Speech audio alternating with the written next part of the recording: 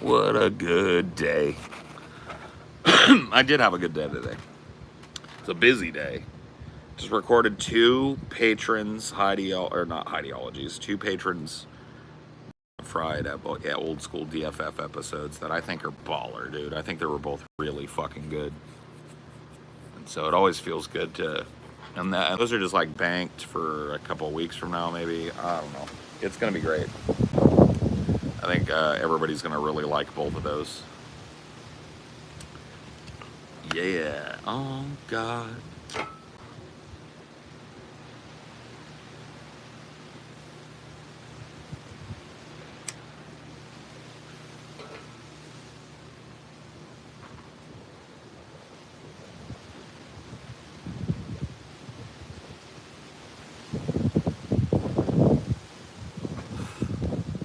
Opinion on alcohol.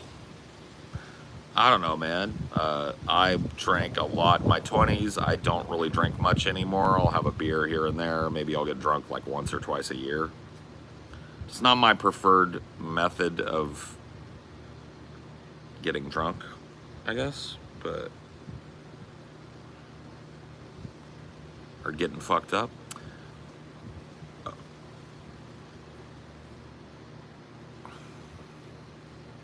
Good evening, for real, for real. Yeah, dude, on squad. Hello, fellow kids. Hello, fellow kids.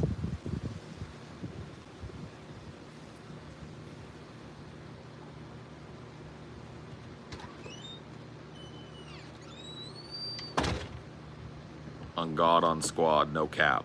No cap. Zero cap. Fucking cap emoji with an X through it. Babe, could you grab me the joints on my desk? Yeah. They're just like a pack. They're the hybrid ones. Yeah. How was work? Really good. I was just saying before people came in, like, we did 2 DFF episodes for our patrons that are in the bank. They'll come out in a couple of weeks probably. And I think they're both really good. I think they were both like a cut above. And so that always feels good when you you make something and you're like, I know people are going to like this. Like, I know people are going to enjoy this at least a little bit more than usual. Thank you, baby. You going to join me out here for a little while? Sure. You're always invited, you know. It is always good to have a smart person here because it helps, you know, fill in the gaps. Smart ass, maybe. Smart aleck. That's what my mom would say.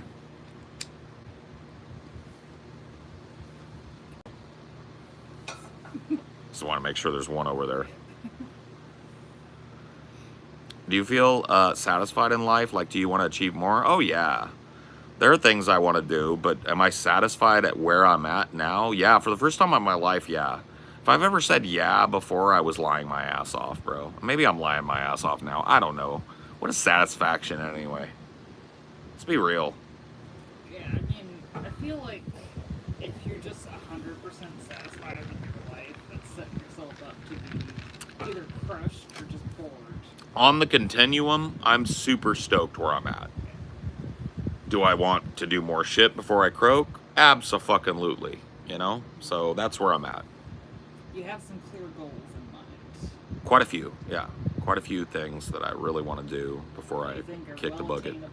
100% attainable. More than attainable. It's just like the willpower and the gumption and the planning and the money to do it. I mean, one of those dreams is really like, I think could be fed by another. I want to make a film. Like, that's been a dream of mine since I was a baby. I don't care if it sucks. I want to do a horror film. I want to do a chamber horror film. I want to get local fucking people. I don't want to put anybody fucking famous in it. I want to shoot it, rent their equipment that I can't afford, rent the spot, get a set designer. I want to put my money into it. Be my own producer. It's like the two dudes that made Blair Witch, right? I think they've spent $40,000, but that was in '98. Let's see. So they spent about 44 grand, or maybe it was 140, but whatever it was way lower than like $28 million. I want to make a movie. I want to get it out there. So it was made in 1999. Yeah. The budget was between 200,000 and 750,000. I don't know why the range is so big. Well, I mean, there was a lot of like advertising budget that went in afterwards, but like, what's the production budget? It began in 93. Because there was like a production budget, and then they sold it, and the company spent a bunch more money, yeah, no, they put it out like they. So when principal photography wrapped 25 grand, it spent See, 35 grand. So the official budget was 60. 60 grand, and that's the money they put into it to get it shot and edited, right? And then post-production Right. increased it several hundred thousand. But they sold it to fucking whatever it was, Lionsgate or whatever. Yeah, so after it became a hit at Sundance, Artisan Entertainment bought the distribution rights. So that money was spent by Hollywood Yeah, to produce it or to promote it. yeah. And that's actually low for what they got. What would the film be about? I don't know. I have some ideas. I kind of want to make a movie. I don't want to compare it to other franchises, but the movie I've had in mind for a long time would probably draw comparisons to Saw, but it's very different. I don't know that I want to walk you guys through it because I really would like the premise of it to be part of the fun of it, and I want to break that. But I'll tell you how I came to the idea. I lived in the Avalon Meidenbauer building in Bellevue, Washington back in like 2015, 2016. And it was a really cool building, but it had these like really clinically uniform hallways. And it's a square building that's built around a central courtyard. And so like the hallways all go to the end, turn, go to the end, turn. And on one of those walls is some elevators. And that's the only thing that breaks up the monotony. Everything else is just... So to get to my apartment from the street, I used to go up the elevator to like the 3rd floor, and then I'd get out and I'd have to walk all the way down this long corridor where everything looked the same. And then as soon as I'd get to the end of the corridor, I'd have to turn left, or turn right, sorry. And it was another long corridor that looked exactly the same. And so I got an idea that started with that. And then there was, I'll tell you the other idea that solidified it. Because I was creeped out by that, but it wasn't like I felt like it was haunted. It was just like, man, this place is so, like, you know, liminal? You guys ever played like that Backrooms game? Are you familiar with the idea of a liminal space? It's like a space that's like a transitional space. It's like a loading space between two spaces. So for me, the liminal space with that long hallways between the street and my house, right? And it was very liminal and creepy. And then one day, I remember Scotty called me on my cell phone. He was like, hey, dude, I'm down in the parking lot. You want to go up together? I was like, yeah, dude, I'm on my way down. Met him down in the parking lot of the building. Then we went up the elevator together. There was a central elevator that went to the top of the Avalon building, which is where the studio was. And me and Scotty got in that thing, and we both looked down at the same time as soon as the doors closed, and there was like a pool of blood, like that big, in the elevator, just chilling there. And we were both like, we looked at each other, we were like, what the fuck? And we just got out, and by the time we were done shooting that day, it was clean. And I never heard anything about somebody losing a fucking half pint of blood in the elevator or anything about it. And so that, coupled with the liminal space in my apartment area, put an idea in my head, man.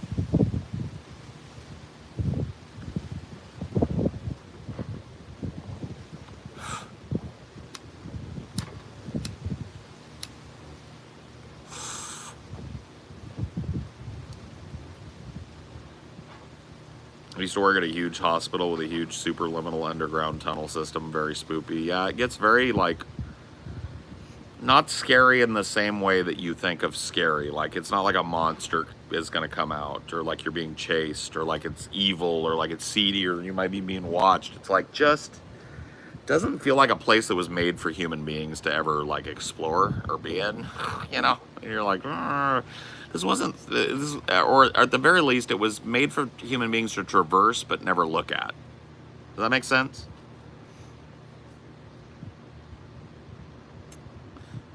Tubian, you're way closer than you think you are, bro. But the movie I have in mind, it involves people being trapped in a very liminal environment by a very supernatural presence. I don't want to call it an entity because it never really asserts itself as an intelligence, I don't think. But there's clearly some keen intelligence behind it, so I leave it to you to decide whether it's, you know, demon, monster, Cthulhu, extra dimensional alien, whatever the fuck, right? I don't think it ever gets answered that way. But let's just say that a group of people that are very representative of a cross section of America take an elevator ride together that turns out to be more than they expect. And that's all I'll say. But I would say that most of the movie would be shot in 1 or 2 sets. I want it to be very chamber. So I would have a very three-sided, like probably like a three-sided, probably a number of permutations of the elevator set, honestly. But I want it to take place in a slightly larger than normal commercial elevator. So maybe that'll be something that people will remark on as they get into it. Is like, damn, this is a huge elevator. It's like a freight elevator maybe that was converted for passengers, something like that, right?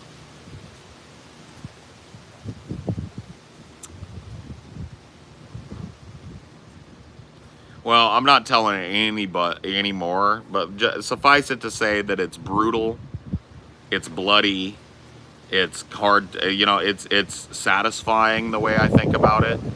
It might be like a Schadenfreude type of movie where you get to not only be scared, but see somebody in society that you really hate and be able to watch an avatar of them get eaten by the beast, you know, or whatever the fuck. Just like a horror movie's supposed to be, right?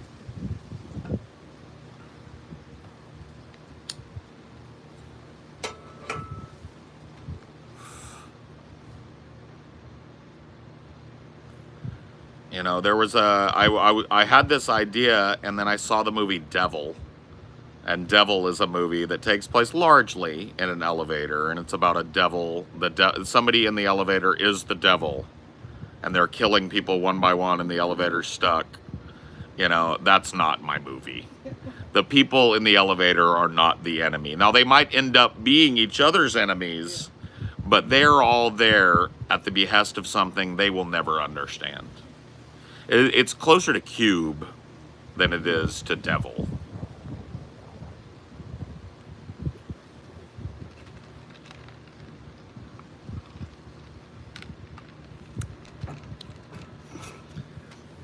To be frank, I actually kind of liked Devil. I thought it was a fun movie. I thought, like, you know, whatever, I kind of called the twist. But it was still a good twist, you know, whatever. It was good. I don't know. There were parts of it that were kind of lame. You know what I hated about Devil?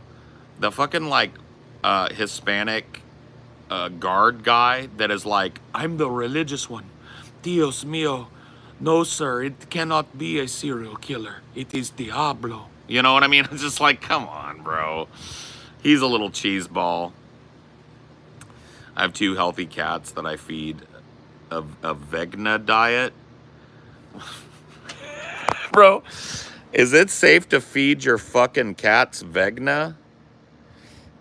Welcome to the first fucking check mark that I've hidden, Geegan Veins. Have a good day. Dude, he feeds his cats Vegna. Bro, if you're gonna fucking drop in and try and, like, unbutter your butt from last night, dude, you gotta fucking proofread that shit, homeboy. You don't just drive by me. Dude, you feed your cats a vegna diet, bro? That's good. I'm glad you don't have Palestinians as pets, because you'd be a monster. I'm glad you're not taking care of Palestinian children instead of cats, because you'd be a fucking nightmare. Thanks for stopping by, though, idiot. And thanks for the clips, too. That's going to be a fun one to clip up. Vegna with a side of Covfefe, bro. Dude, you let me twist you up like a pretzel, homeboy. You gave me a full accounting of your vegan ethic and then let me fucking hang you with it in the second part of our conversation. To the point where I got fucking tired of your sophistry. You feed your cat Pregna? Dude, I don't know. I think my sister might be Pregna again. Nobody's told me, but I think she might be Pregna. And I think she's talking about maybe getting on a vegna diet herself, too. That's interesting. Oof. Dude, what a fucking faceplant. Dude, you drop by with the smug, like, I'm still watching. And you fucking have a fucking nasty-ass fucking typo in it. It's like, what a stumble. What, dude, you fumbled on the goal line. Again. You know what the best part of a vegna diet is? The ligma beans. Oh yeah, the ligma beans. Yeah, I do like ligma beans. I like all beans. I like kidway beans. I like ligma beans. You know what I mean? I like them all, right? I like pinto beans too. Pinto beans are really fucking good. So, I like block beans.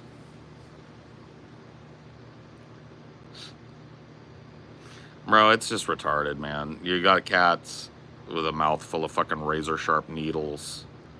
They are animals that have evolved to eat meat. Your cats will probably die before most people's cats. And even if they don't, they're probably never really satisfied with what they're eating. They probably have intestinal distress from what they're eating. There's no vegan diet that can supplement a cat. I just don't believe him. I don't either. I just did him a favor by banning him out of here because I think he got like a bump in viewers when I went in there, but he doesn't realize it was people coming by to watch me butter his butt up and spank him. I didn't do him any favors. So I think I did you a favor there too. If you're still watching on your stream where you just kind of like kick back and yeah, I think I did him a favor there too. Dude walked in your room just to choke. I know. Fucking like, bro, if you're gonna do that and be like a boo, the ghost of your past is back. You thought you defeated me, but I'm still here with another dumb take. I feed my cats a vegna diet. Fuck. Get on your alt. Get on your alt, buddy, or shut up. Find something else to watch. Find someone else to grift fucking views off of. I'm not gonna help you save your channel. They haven't even posted a video in 2 weeks. And they posted your debate. I mean, whatever, bro. I'm convinced Vegan Gains has bodies in his fridge. I don't fucking know. I'm not gonna malign the guy like that. He gets a lot of shit for being open about having at one point been maybe misdiagnosed fucking sociopathic. He was very open with me about how he's trying to work on empathy. I think he's, you know, I will say this. He's got a lot of work to do. He's good with the fucking vegan ethic. He's good at taking human beings and applying that ethic to animals, but when you try and push it the other way, it falls apart. It makes no sense for him to be okay with an indiscriminate, widespread bombing campaign where people are huddled in tents. For him to like look at those people huddled in tents and the first thing that comes to his mind is a political affiliation shows a profound lack of empathy. That's Hamas down there. Oh yeah? The babies are Hamas. The mothers wailing because they lost one baby and then another one is starving. That's Hamas now to you? Like, even if they are. I don't know.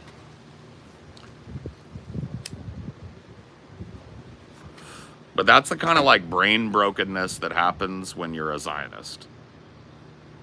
Zionism is an inherently, like, he dithered on that. I asked him to define Zionism and talk about some of the attributes of Zionism, and he gave me the most fucking, like, cookie cutter softball response and wouldn't fucking engage on that. It was just like one thing after the other. It's so weird too, because on veganism, he was more than willing to hear me out, more than willing to fucking acquiesce on things or talk very frankly. And I felt like he did a really great job of being open, like an active listener and all that. And I did too, right? Soon as IP came up, all of that openness became closedness. All of that fucking directness became dancing around and quoting things from all these different sources. Like, he didn't have any of that in his vegan. He made a straight ethical argument for that. And it was good, and it was simple, and it was logical, and it followed. But soon as the topic becomes not veganism, but it becomes IP, it's like fucking pulling teeth to get the guy to give you a straight yes, no on anything. He doesn't know what common words mean now. It's like,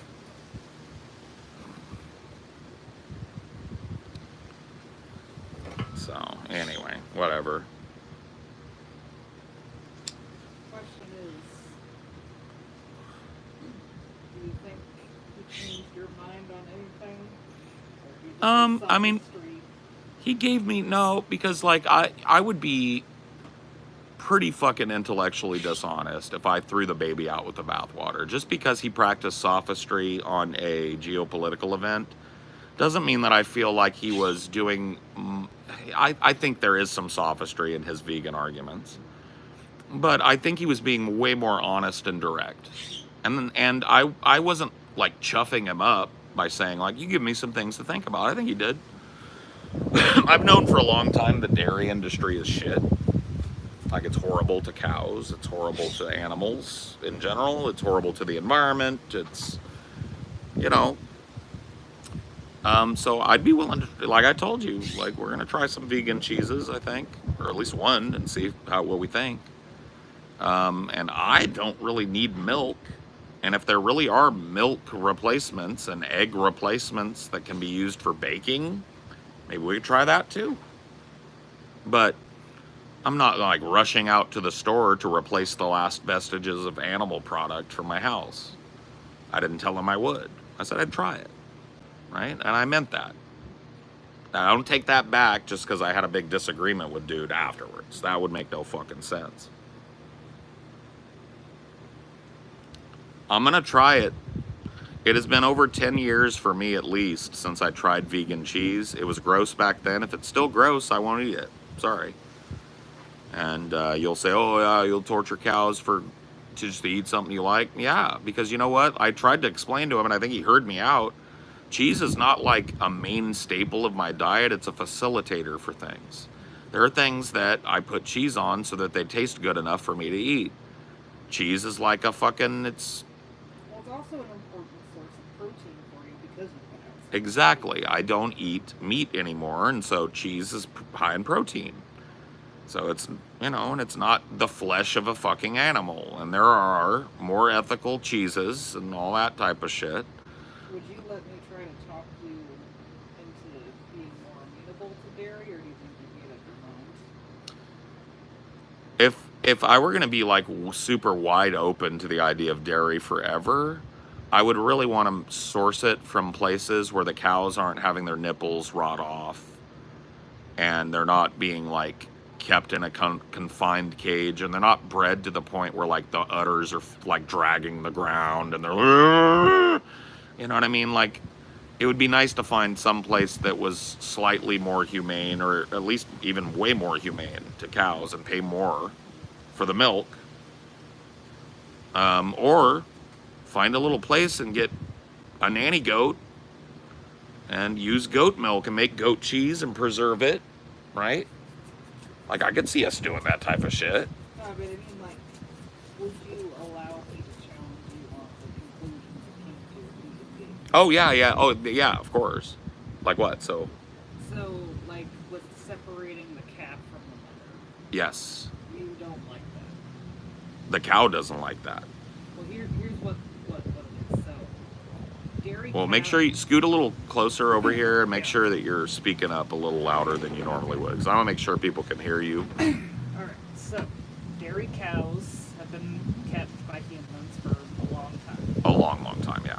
And that, with dairy cows, they get pregnant a lot. Well, they weren't dairy cows. Let's be plain. They were like aurochs and I know, yaks. I'm just saying, like, because... And what we've done to them is created the dairy cow. Yeah. Right. So, we've developed dairy cows some time ago, and we've continued to develop them. We're pushing them ever more and more to be bigger. And Yeah, so they've been bred to produce more milk, and they have babies a lot because they impregnate them to make sure that they keep producing milk. Right. So the consequence of that is because they're getting milked every day, and their babies are normally taken from them, they're shitty mothers. Well, sure, but like that doesn't change the animal's emotional the animal still has all those mothering instincts. There's a lot of times where, like, dairies have tried to keep the calf with the mother longer, and the mother doesn't feed it. So then we need to go. We need to go agrarian with it then. Yeah. Because like for me, then the problem is we've created a mutant that can't even take care of its own young. It can't lift its own udders. It collapse because its legs can't hold its bulk. Like we need to stop breeding those and allow like more wild species to come in, and we like make it an agrarian thing. Dairy cows that can run around still have that issue. So the reason they take the baby away so early is so that it's as low stress as possible before a bond is created super strong. And they more often than not give the baby cow its mother's milk still. It's just in a bottle. I mean, and not only that, but like think about that. Like, and I know they're not the same, but think about we separate the baby human from its mother. Give it its mother's milk, but from a bottle and from somebody who isn't its mother and isn't even its species. Like, and that's not good for baby, and that's not good for mom. Mom and baby are bonding after birth. The latching mechanism thing is a bonding thing that happens between the mother and but if most the baby. of the mother cows are not even letting the baby nurse, period, and stomping on them because they're not aware. Right. All the more reason why we need to stop breeding these homunculus animals that live a life of suffering to feed our insatiable need for gallons of guzzle milk. Like, milk could be way more expensive, way more rare, way more of like a side luxury. I mean, more agrarian. Most dairies aren't the cage where they can't. Okay. Yeah, but still, most dairies are still using those big Holstein moms with the udders the size of a fucking double barrel of rum, like huge goddamn 200-pound udders. Thing. They produce so much more milk now that the baby couldn't possibly relieve the pressure. That's part of it. I think this current generation of this horrible species that used to be an aurochs needs to be allowed to die. It's horrible. Because what happens if something happens to humans and they're all caged up? They just fucking perish. They have no chance to reestablish anything without us.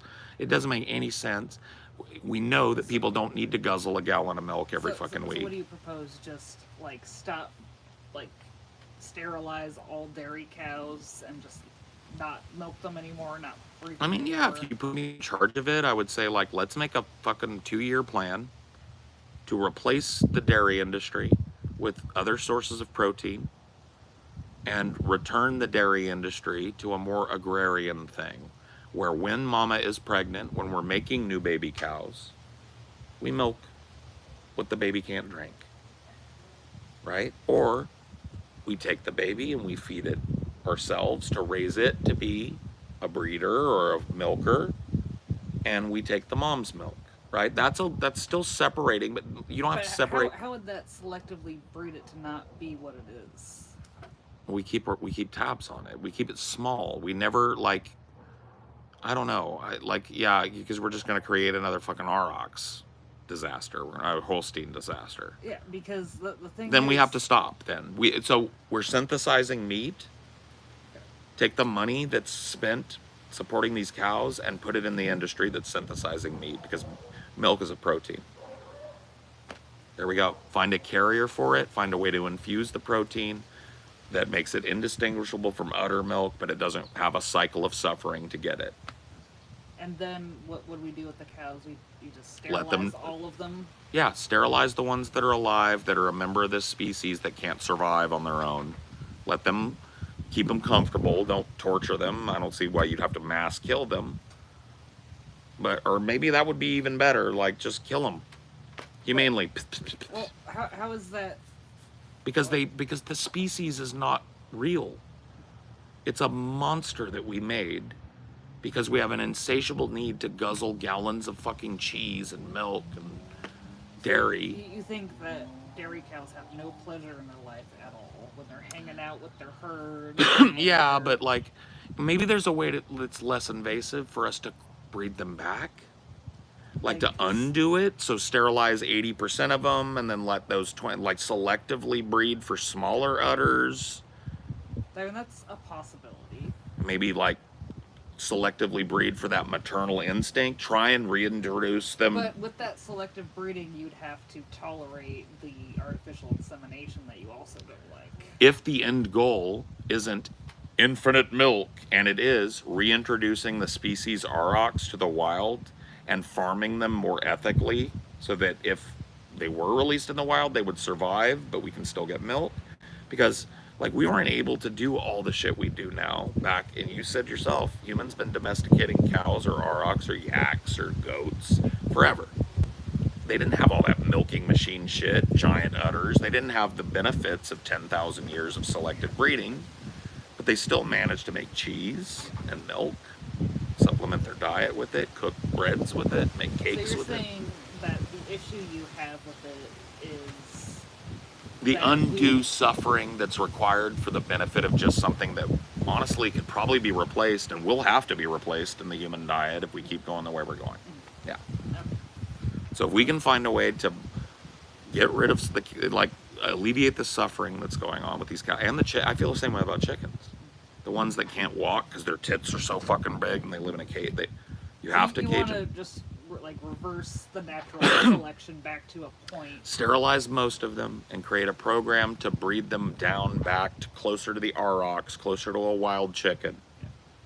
Then sustainably farm that species while keeping local populations of wild ones alive, and maybe not allowing that breeding to select for good meat by like saying you only let them breed for 3 generations and then you replace your herd with wild stock and allow your herd wild time, right? So that there's never this like an animal lives its whole life in 2 acres, right?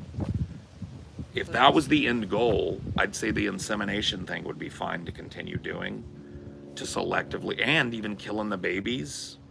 Like if you go like, all right, we can examine this baby, it's developed enough, it has the udder thing, we did the genetic test, so unviable pregnancy, let's abort or whatever. Like that's horrible, but what we've done to them is horrible, so we've got to undo that. If the end result is we have something more like an aurochs, we reestablish a wild population of them that is self-sustaining.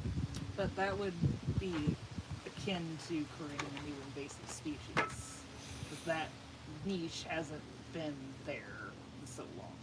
Right, so we would have to cull them like deer, because there's not a big predator, so, but we would have to manage them, but at least they're there. And part of that culling would be replacing the wild stock with farm stock that have been in the farm for 6 years. Like, I don't know what their lifespan is when they're relatively wild, but let's say it's 12 years. So that we make a law, no animal can ever spend more than half of its life in service of the dairy industry. Okay, so you're saying, like, we selectively breed them to be less burdened with... We keep them in a big preserve, it's wild, we let them, but we keep them from invasively spreading all over the continent, but we keep them wild and free on big swathes of land.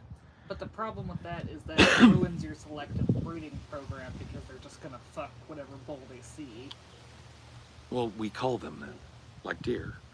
If they start eating themselves out of house and home, we keep them at a certain number. But I mean, like, if you release them while you're trying to do the selective breeding program, that's going. You don't do that until we've got something that's closer to an aurochs that could live on its own. Okay.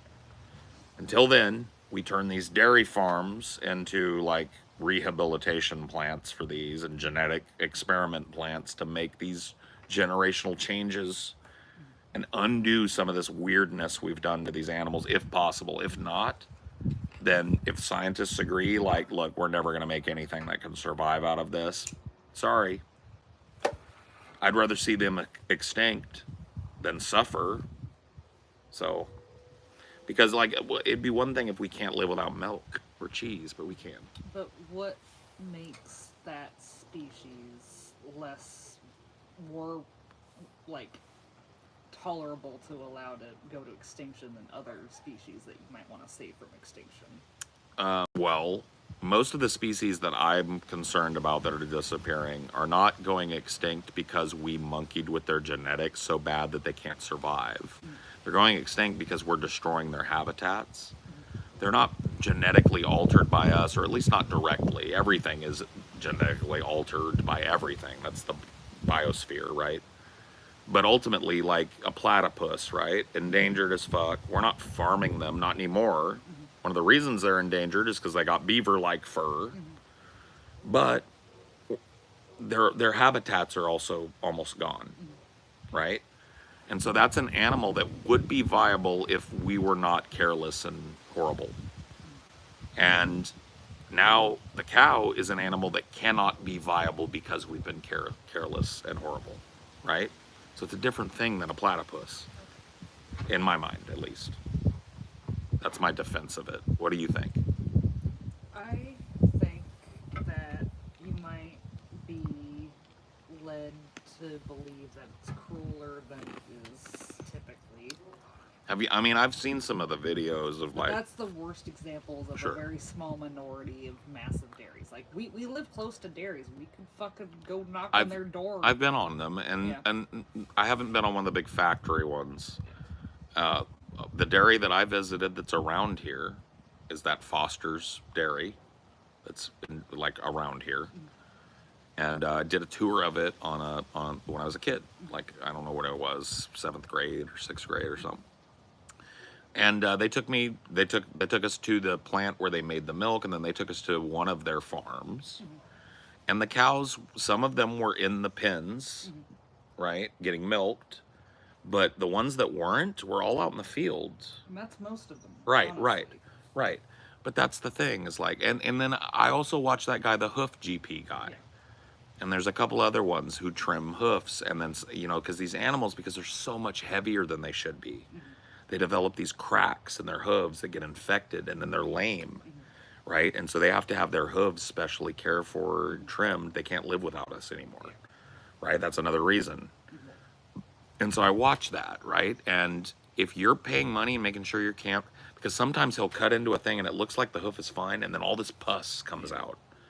And this animal, you'll hear it go like, because it's just in so much pain. That foot has been lame for who knows how long, right? And the reason, and if you listen to the hoof GP guy or the other guys that do it, they all say these animals get these stress fractures or these white line fractures because, in large part, because they're not walking on normal dirt, they're walking on concrete, and because they weigh so much more than they should.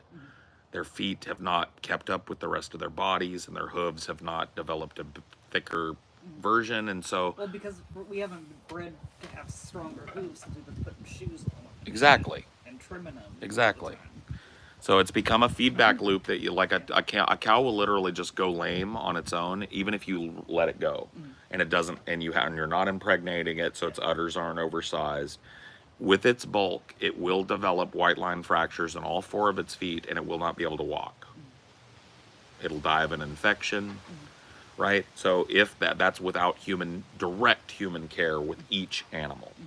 That's why I make the argument, like, if we can't reverse what we've done to that animal, and their whole life exists of being bad mothers, right?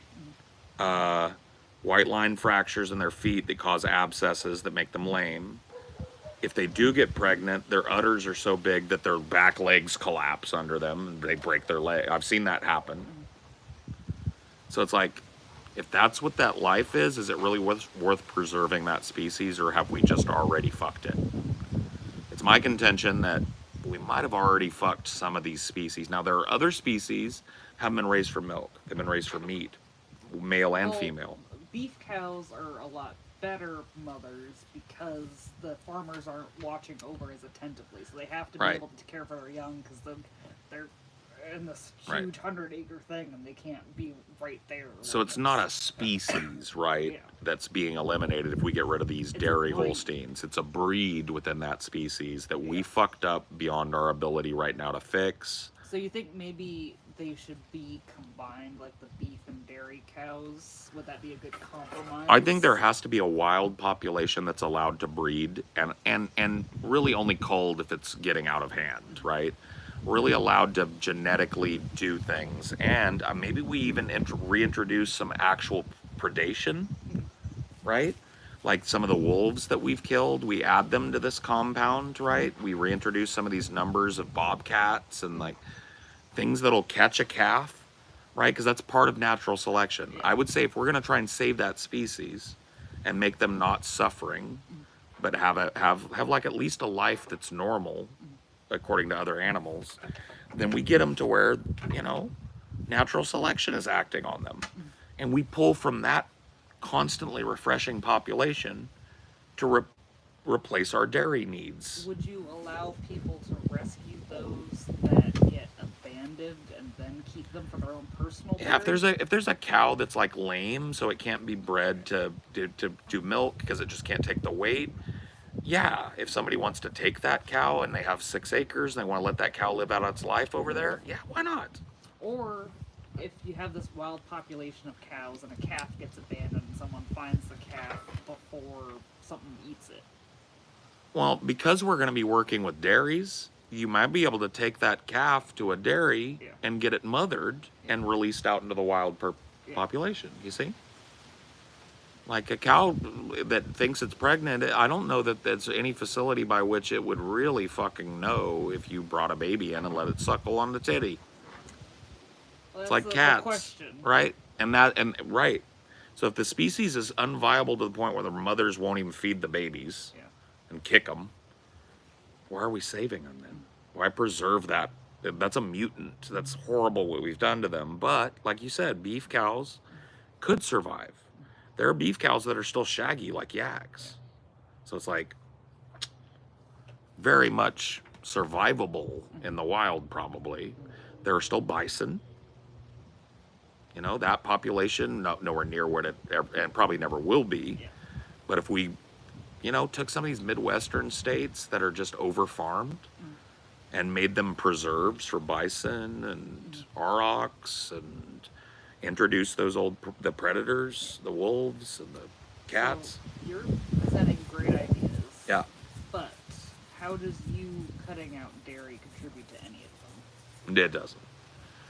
Me cutting out dairy would be like, I can't verify where this milk comes from. I don't really support the continued exploitation of that poor species that we've changed into a big bloated So thing. it would be your personal moral. It would be like a stance. moral thing if I did it, right? That's I wouldn't do it because it's like fight the power. Yeah. But, you know, what else can you do but vote with your wallet in certain cases? If I could eliminate the money that goes to that and does land at some of those dairies that are horrible to the cows, their nipples are bleeding because they're just over milked. They're buckling and you know, horrible. Like, if I could make sure that none of my personal money goes to that, at least I'm doing that, you know. I don't know, but that would be totally a moral thing.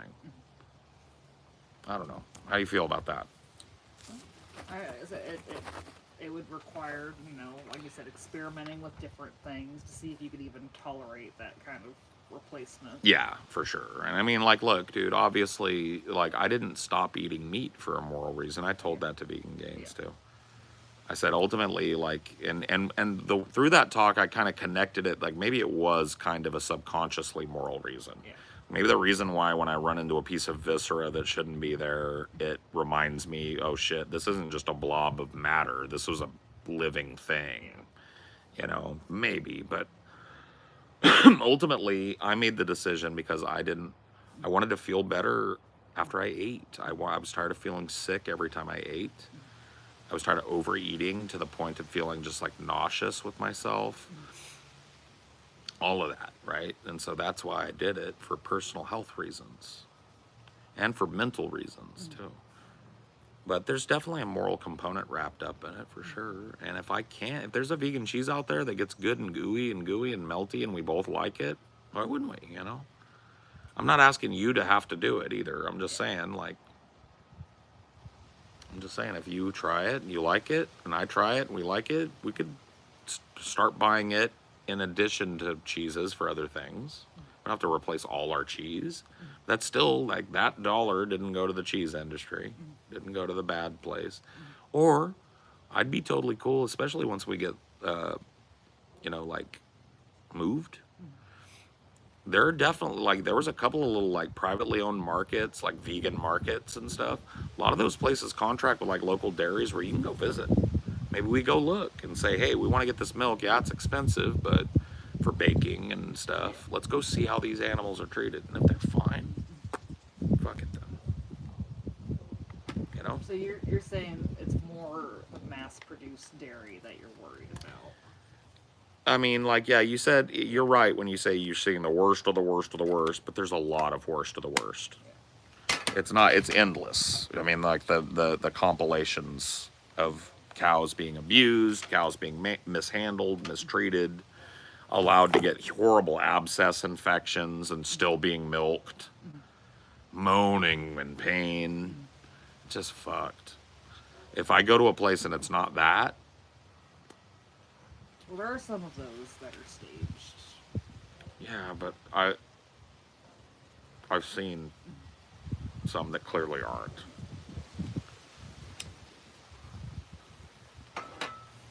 There's a lot of whistleblowers in that industry. People will get a job at a dairy thinking oh, whatever, I'll muck out the stalls, and then they see a cow standing there literally free bleeding from a big wound in its side, moaning in pain, and the fucking things are going milking her dry before she dies. Nobody's attending to it. But again, if it had plants. I know, but are you going to tell me every one of those I've seen was a plant? No. I'm just saying that it's. I mean, I know what you mean. Propaganda can have an element of truth. I know what you mean, but I've seen enough to tell me that there are a lot of animals, probably 1 million animals or more in this country, and I might be way lowballing it, that are living horrible existences that are nothing but pain and suffering and misery, and I don't think that's right. I don't think that was true of the village cow and bull that got kept back in early human civilization when we first started settling down. I don't think that cow and bull lived lives that were 99% misery. But cows in a lot of places, not just here too, the moral beacon that is America is real. And we can project that. So if we cleaned it up here and made it more humane here, then it would naturally happen in other places. Well, that's the issue I have with veganism, is the all or nothing approach. Because I think it would increase the welfare of animals as well as decrease animal product consumption to focus more on just increasing ethical treatment rather than saying no more. Does that make sense? Yeah, no, I agree with you. I think veganism is not the utilitarian answer. I'm not a vegan, and I agree with you on that. Especially this kind of militant veganism that it thinks it's going to use shame. Shame is not a tool. Shame is a human emotion, by the way, that needs to be abandoned. Only in more the most extreme transgressive situations should a human being carry anything like shame. And trying to get people, most people have too much of it already. And so if your whole movement's main course of action is to try and convince people who are already privately and publicly shamed by their past to take another sack of shame that they don't think about every day and throw it over their shoulder, that's not going to convince anybody. It has to be top down. People just have to be told, this is how it is now. Milk is more expensive because you shouldn't be drinking as much of it, and the animals suffer, and we're getting rid of those animals because they suffer. Like if that's what's happening, people just have to be decreed to. Like, I'm an authoritarian fuck now, dude. Like the slowness with which our democratic process, whatever's left of it, which is nothing almost, addresses things like climate change has just ruined the planet. It's kick the can. It's a game of kick the can for my whole life. If there was a dictator that was like, holy shit, 10 minutes to midnight, let's fucking stop it. Your whole fucking industry shut down. It's mine now. It's like, I know a dictator gets fucking like crazy with the freedom. Like that's why I'm an AI dictator guy, dude. I think we need to develop a machine that can improve itself and then turn over our lives to it and say, please fucking save us. Well, even the craziest dictators, you got to give dictators efficiency. Like, yeah. Gaddafi was fucking insane, but he fucking bumped those literacy rates up. Well, that's the thing. I don't want to fucking. I don't see, but it's dangerous because Gaddafi was also a murderous fucking rapist freak. No. I'm just saying that's the. If you that's separate the trade. that's the benefit of authoritarianism. But see, like a quantum AI that is able to self-improve would be able to collate Gaddafi's entire life and separate morally good from morally bad in like a nanosecond. Yeah. And it would be done with it. It would already be assimilated information. Here's what he did right, here's what he did horrible, and here's what he did that I would never do because it's morally ambiguous. I was just using it as an example of like that kind of governing style can make great change. Oh yeah. As a style. The top down, but I would never trust a human king. Yeah. I would never trust see, I'm not at, like a lot of people are probably fucking screaming at me in chat. I don't even want to look. I'm not a fucking royalist. I don't trust a human being to sit that seat and wear that crown. I've seen what happens. And I don't like people who simp for royals either. I don't care how left-wing they pretend to be. But when it comes to like the idea of creating a super intelligent quantum AI that so surpasses our speed and intelligence and ability to see the future, extrapolate the future, that it would make no sense for us to try and govern ourselves anymore, I'm all for that. Because I believe, I may not push the button, but I agree with Yawin Sia. We can't save ourselves. Not if we're going to keep doing the things we're doing. It looks like we're going to keep right on doing it until it becomes unfeasible. And by that point, the toilet's flushed. I feel like if the toilet isn't already flushed, our one chance is to turn over the major running of our society, and by I mean society, I mean globally, to a functional AI that is constantly improving on itself and has as part of its fucking prime directive, do no harm to a human being, preserve the human species, blah, blah, blah, blah, blah, right? But what if... Preserve all life. What if preserving life requires killing humans? Then you know what? Sometimes it has here on the planet too. If Canada all of a sudden went rabid and decided it was going to invade Fresno, of all places, right? I'd pick up a gun and I'd blow some fucking Canadians away for you. There's millions of times that's happened in history where like some people are just unreasonable, they got to be killed. I'd trust a machine better than Hitler. A machine that can look at all of the history of human behavior and Holocausts. Like, I would think a machine would fucking exhaust every option, right? It would be like, let's do cultural fucking re-education, or like, let's like fucking educate these people that they're not in a blood cult. They weren't put here by a star child demon that wants to eat brains. You know, I don't know. I'm not a quantum AI. That's the point, right? It's going to be as smart as any doctor could have ever been. It's going to be twice as smart as any philosopher could be if it's theoretical. It's going to know how to collate fucking probability and choose the right path. And if the right path is, fuck, I'm going to save the people inland because there's no way I'm getting everybody on the coast out and out of the way of this tsunami. Sorry, guys. Not going to waste resources saving you. Good luck. Godspeed. But the people that are inland, I do have time to get to them. So I'm going to mobilize every fucking bot that I've got to rescue those people, rather than fruitlessly getting 10 people off the coast and wasting resources and time. right? Well, I Human mean, beings can't make that kind of snap decision without the moral conundrum. But an AI, But that endangers any kind of minority, because if the goal is to save the majority, then the minority are going to be left behind. like, how do you mean? Why would the people that lived in the just freak Well, like tsunami you said, zone? the global south is doomed. The Right, AI would but say, under the fuck everyone in the global south. well, no, I don't think it would say fuck everyone. I think it would say, like, here's how we, number one, move the population out of the affected zone while we're healing the planet. So let's evacuate the equatorial belt. It's a lot of people, but look, it's a fucking quantum AI.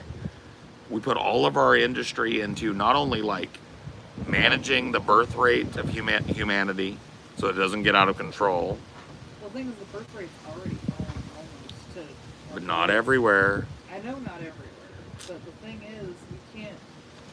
One of those places that isn't falling is South and Central America and Mexico. And there are people piling up at the border. Like, that's going to have to be addressed. But you can't go full China one child policy, otherwise you get No, upside down. but I'm not. But I don't think the AI would. It would look at the Chinese one-child policy and see this collapsed fucking birth rates. We can't do that. So it would figure out a way.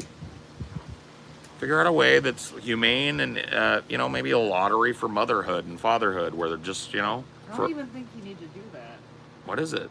The answer is just access to birth control and education. The reason why the birth rates are higher in those countries is because they have less access. True. To it. That's it. Fair enough.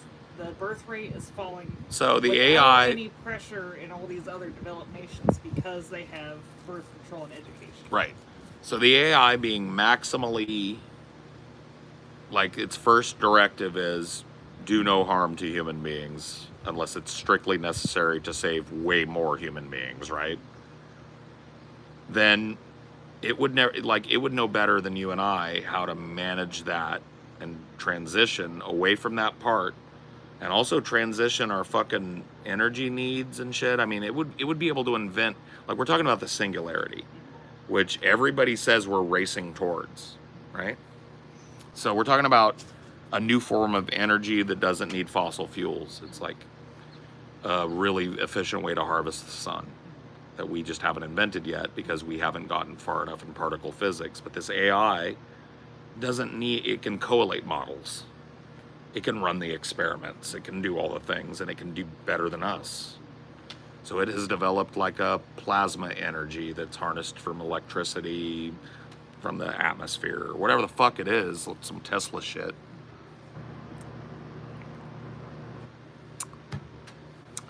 And so in the interim, the Earth is going to take time to return back to a normal global temperature. And as a result of that, the equatorial belt is only inhabited by scientists and people trying to preserve some of the life there, people that are given protection and all of that to be able to survive in the heat. But you don't leave like villagers down there. You mass evacuate, you know? And what do you do with the people that refuse to evacuate? Do you protect them? No. So you have a right to die. You have a right to say, I don't want to be here anymore. I would rather go try my chances. But so you would allocate any resources to them to survive the ones that want to stay? No. But I would make it completely and utterly as painless as possible as an AI to say, hey, you're going to die if you stay here. It's just fact. We've got a place for you up here. It's fucking, the world is great. This place will be healed and your family will be allowed to return when it's safe. But it might not be safe for generations. Right. Yeah, that's why I said your family. I didn't say you. People aren't going to want to budge. If they don't, that's their right.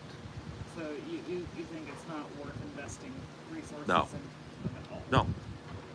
No. It is their right to live their own life. And if they want to live in a zone that is going to be functionally uninhabitable to humans and die a death of misery, and they're given every opportunity to survive it by society, why would I impose life on them? You know? They're of sound mind and body. They make that decision. Sorry. I mean, it's cruel, but it's like those resources that may extend those people's lives another 10 years would be way better spent supporting the people that have moved and saving the species and restoring that part of the earth so that we can move back into it.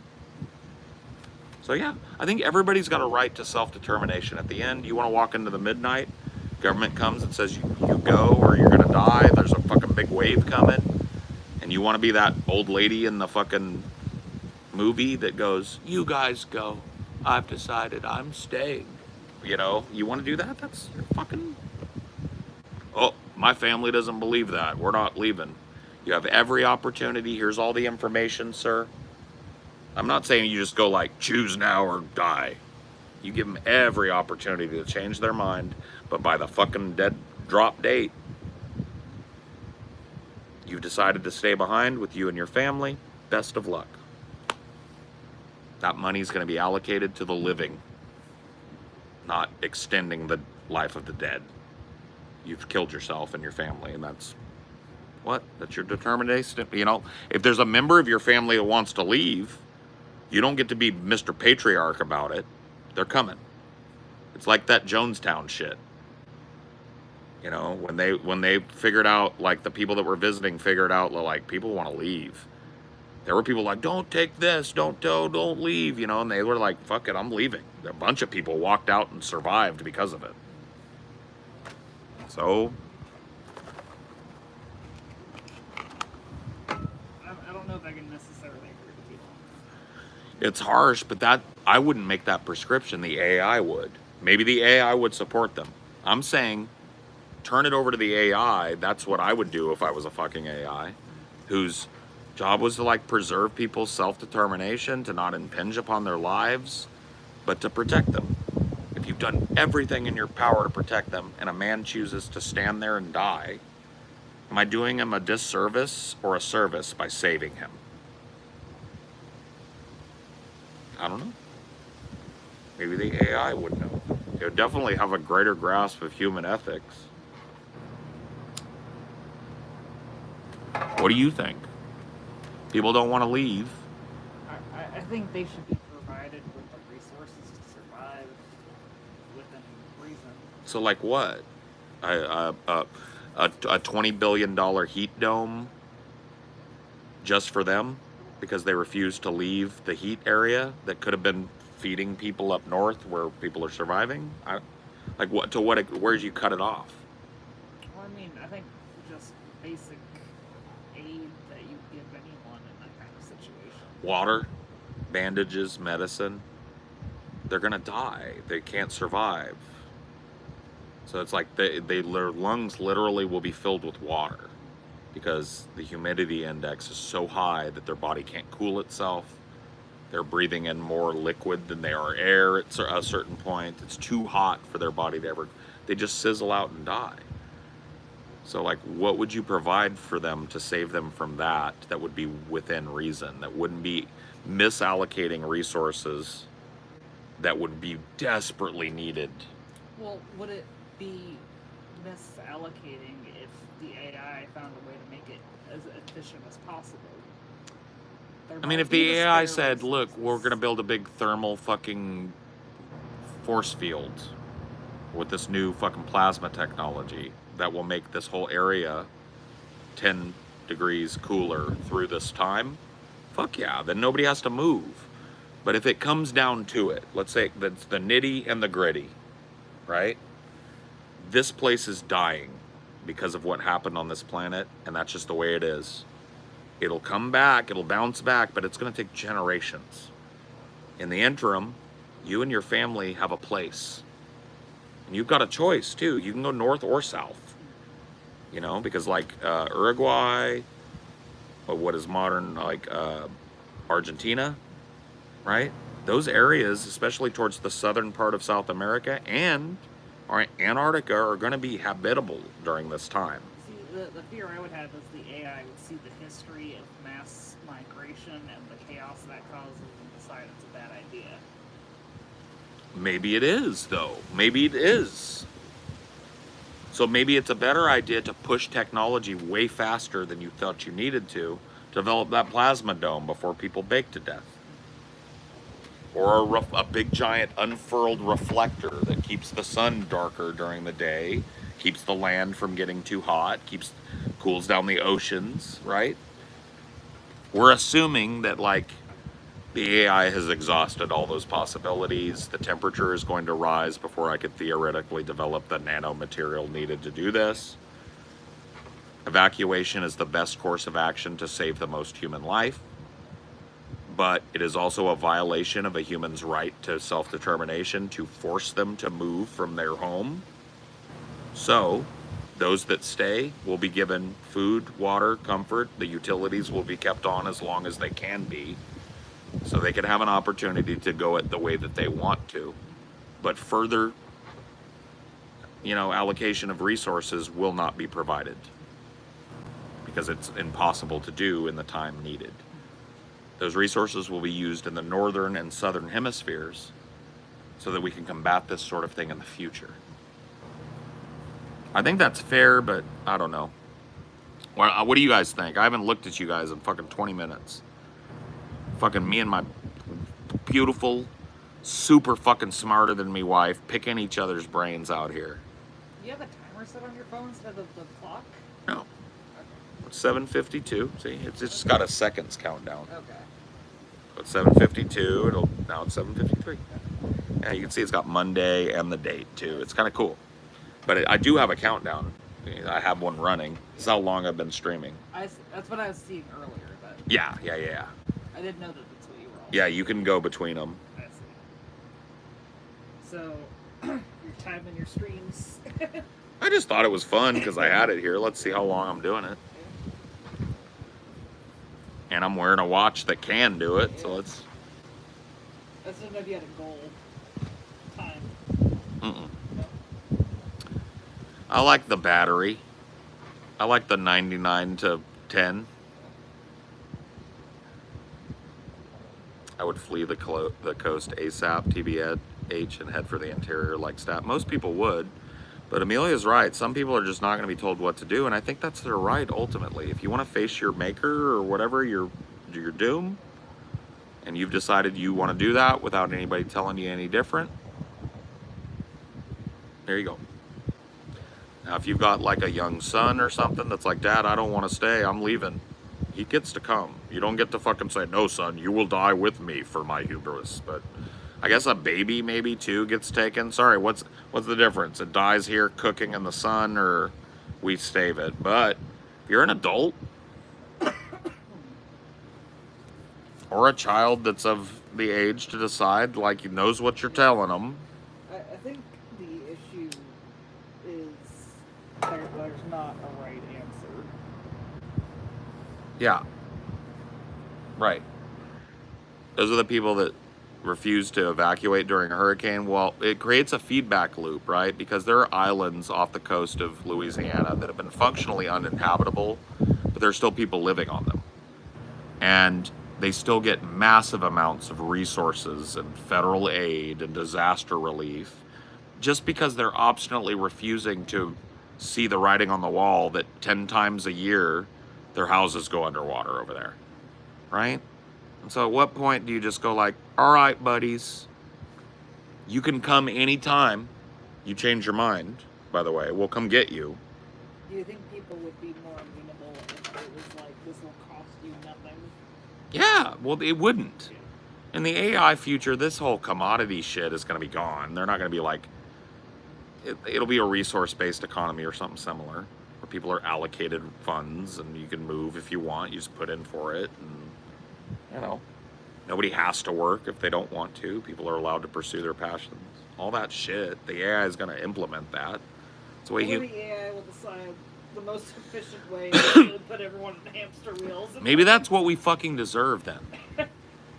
Maybe we are no better than little hamsters to run in the wheel of a greater species, and you know what?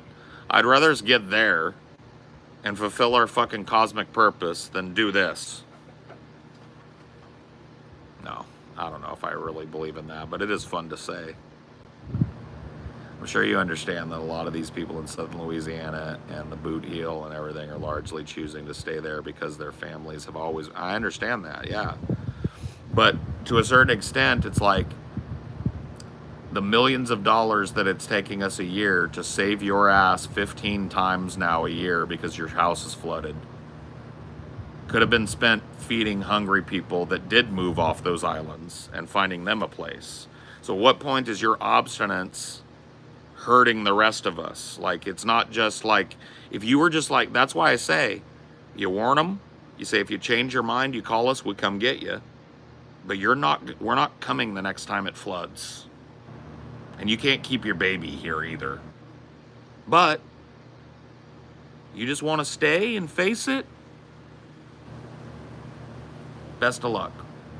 Once we've got time, we'll come check on you after the storms and shit. But we're not going to be able to help you rebuild. It just is what it is, man. Too many millions of dollars, and the writing's on the wall. It's going to be underwater. Push people to find solutions. It might. You're fucking abandon them, and fucking 2 years later, they fucking figured it out. I think assuming the AI singularity will do any particular thing is obviously, but we're having a fun conversation here.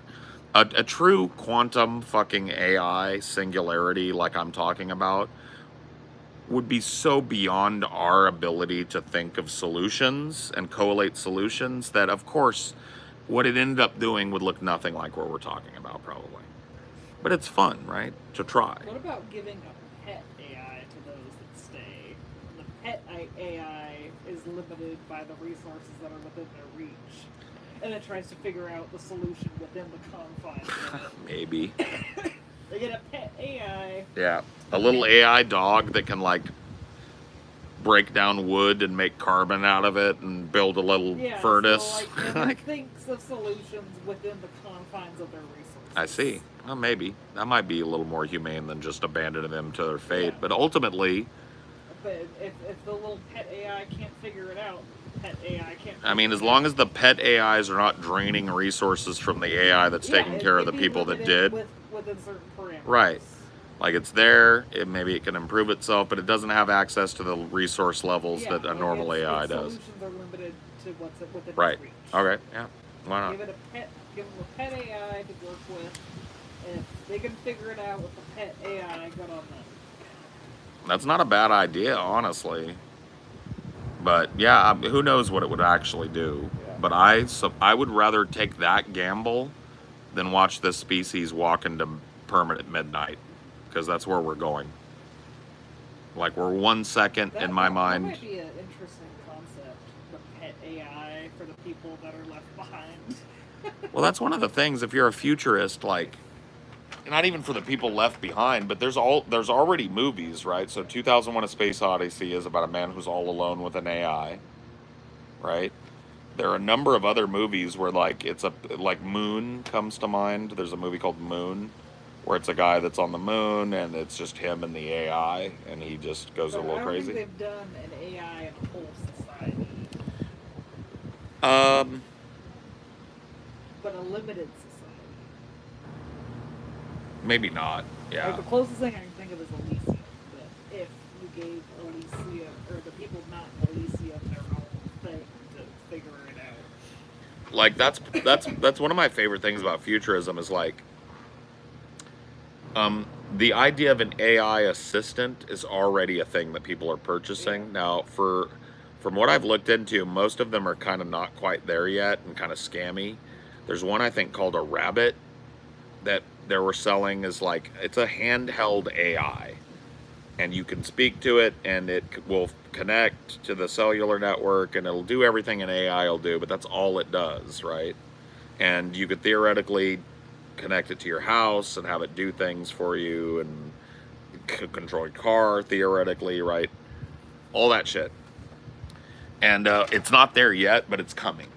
The idea of you have a personal AI assistant who is represented by probably a device. Already you have that. It's you know, it's not true AI, but you've got Cortana, you've got Siri, right?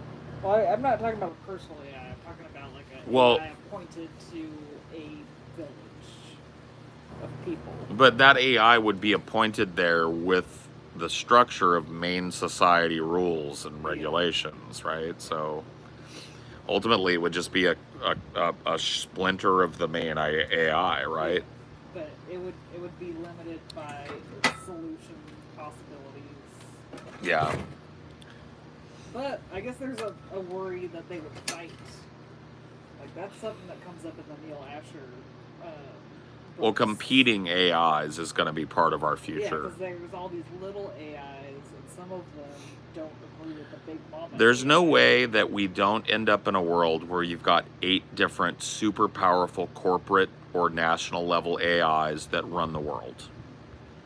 And those AIs are going to be at cross purposes with one another. They're going to be constantly undermining one another. And one of the ways they'll do that is by making the AI governing zones of other AIs unlivable. So that people, it'll be like sanctions. So that people rise up and accept the other AI. So that's in our future. We don't get to where we're talking about until humanity survives that shit. Because there's no way we're getting this one benevolent fucking thing. It's going to happen not slowly, but it's going to happen just like everything else does. Piecemeal. And they're going to be countries that have competing ones and companies that have proprietary ones. And it's all going to be nebulous about how those things interface. And then it's going to cause conflict. Yeah, well, because the AI could theoretically say the best thing for your country is to invade the other country. Theoretically, if you're building it in that like war is like, okay, let's say that China is about to hit a button that it invented with its AI that will vaporize the universe. But other than that, come up with another fucking solution, my guy. Because like it's like we can't harming humans other than to save them from destroying themselves is completely forbidden. That's part of their structure. Right? They're there to preserve life. Now, you're right. That might mean fucking some horrifying things for us in the long run. I don't know. I think we're doomed. The best way to save humanity is to put them in cages. Right. Yeah, dude, the best way to save humanity is to remove their sensory organs and have them live as little things in a closet that we harvest energy. It's like the Matrix. Put them in a tube and harvest their electrical energy, but make their lives a fantasy. You know, maybe that's where we are now. Maybe we're fucked. We're already in it. Maybe we're better off that way. That's what I mean. When I say I agree at this point in human history with Yahweh Sia back in 63 or whatever it was. Like, we can't help ourselves. We're killing ourselves. So help. The solution we can think of is that so many cross purposes. Yeah, we're divided when we should be united. We're still holding on to like nationalistic ideas. Even at the upper echelons of our political thinking are poisoned by like nationalism and authoritarianism and fascism. And every time we try and fix something, it seems that like in the long run we make it worse or we walk it back, and we can't do it. Right? Like we've tried and now it's about over. So please, Mr. AI, save us from ourselves. And maybe it goes, all right, well, you know what? You're better off with me harvesting your energy to power myself and you living in a fucking perfect fantasy world. You're dead. You know, and it's me dancing with unicorns. Yay! But in reality, I'm like in a tank going like, you know? And he's like harvesting my blood. Whatever, I don't give a fuck, man. Maybe we're better off that way. Maybe we're already there anyway. Let that bake your noodle. And maybe that's where we're at now. You know? I don't know, bro. It's a Like, thought experiment. it is. But it's fun to talk about. But the dude that said earlier, like, us speculating about what it does defeats the point. Because if we could speculate our way out of this, then somebody would have already. You know, we're already playthings of Am. Yeah, maybe. The Allied Master Computer. I think, therefore I am. Paul's just here for the vibes. Yeah, dude, I really am, man. But that's what this is all about. It always has been about for me, is the vibes, dude. Not even kidding. I really don't care about this, that, or the other thing. I care about vibing and talking to people and having ideas and conversations and having people hear me. And I care about taking a stand on what I believe. I care about providing just like a personal example, not like a father, son, or whatever type of example, but just like an example of my life to people. I feel like I want people to see me. Not like care about me, but see me. Know I'm here, know what I'm about. And this is the vehicle I choose to do that. It's cool, it's fun. AI is just the modern market bubble. Everyone is jacked up on money. When AI means nothing, it'll pop. Maybe you're right, man. Maybe we're not ready yet. I do think it's inevitable. Are we in the Matrix? You guys really want to have this conversation, man, because people get real mad. The answer is yes. Okay, fuck it. We're having this conversation. Are we in the Matrix? Yes. Now, are we on the Matrix from the movie? No. But is it way more likely that we're simulated than not? Yep. Yep. Let me explain to you why. You listen to theoretical physicists and astrophysicists and cosmic physicists, right? They all pretty much agree that life, based on the compounds as it exists here on the planet, and probably pretty abundant in the wider universe. And that means intelligent life is way less abundant, right? But still, given the confluence of trillions of stars, probably overwhelmingly abundant, right? Which means we can start extrapolating about alien civilizations by looking at them theoretically through the lens of humanity. So what do human beings do? Well, one of the things that we do, clearly, is we create simulated realities. Right? So Super Mario Brothers, video games in general, movies, right, are meant to transport you from this reality to another. And it's getting more and more complex as time goes on, right? So when I was a kid, it was like Pong and Defender and Missile Command. And now it's like, this crazy fucking VR shit that you kids are doing, right? And it's getting fucking crazier every other half year. It's like fucking bloop, bloop, bloop, bloop. Just going like meteorically up in quality and, immersiveness, and getting ever closer to photorealism and all of that shit, right? So we know that we as a species create simulations. So let's say that of the intelligent species that we know about, let's just give it a number. Let's say that there are 1 million here in our galaxy, our galaxy, the Milky Way galaxy, which is like maybe way lowballing it. But let's just say that there are 1 million intelligent species living at various points all over the Milky Way galaxy, right?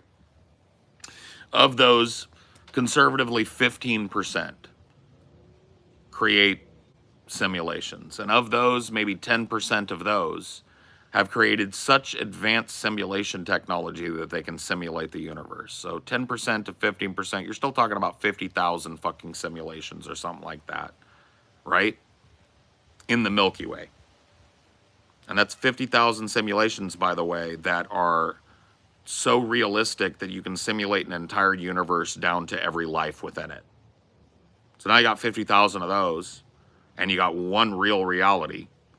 So your whole existence is a dice roll.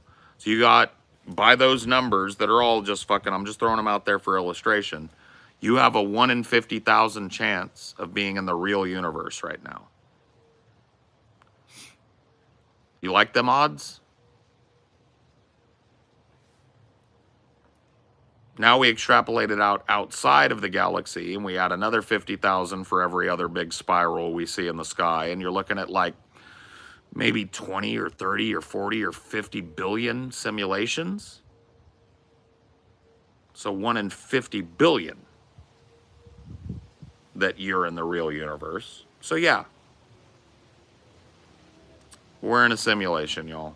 And that's okay, because it doesn't matter. That's the great thing about simulation theory, is it doesn't matter. There's nothing you can do about it. It's like Mario can stop and go like, dude, what the fuck, man? I'm not really in the Mushroom Kingdom. I want to go out. He can't. Neither can you, so you may as well not worry about it. Mario's just a more fucking primitive simulated reality. He's as trapped as we are in the goddamn Mushroom Kingdom. Well, part of the simulation is stimulation. You get stimulated in the simulation. Doesn't change the rules. It doesn't change the way you have to interact with reality at all. It's just the truth. You're simulated. So what? You know? You take shrooms and leave the simulation. Feels really good too. Yeah, dude, I've done that.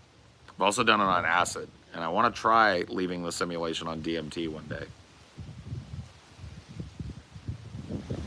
Why would a simulation stimulate me filing my nails? Because it's an incredibly complex simulation that's collating every piece of data that can possibly be collated from a universal simulation all at once. So you filing your nails is it's a data point. I mean, why do we simulate? We simulate for entertainment. We simulate for educational purposes. We simulate for theoretical purposes. That's why we are here. We're in one of those. Maybe we're in a big fucking show. You know, maybe there's a being that fucking created this simulation, and part of their fucking entertainment is like tuning in, watching us, seeing what we get up to next. It would be a lot of drama. Maybe God created us, maybe. Or maybe what we think of as God is just an alien with sufficient, power to create this simulation. Maybe the God of our universe is a simulation in someone else's universe. Because that's where it really starts to blow your mind. You think, oh, okay, well, this is fucking crazy if it's true.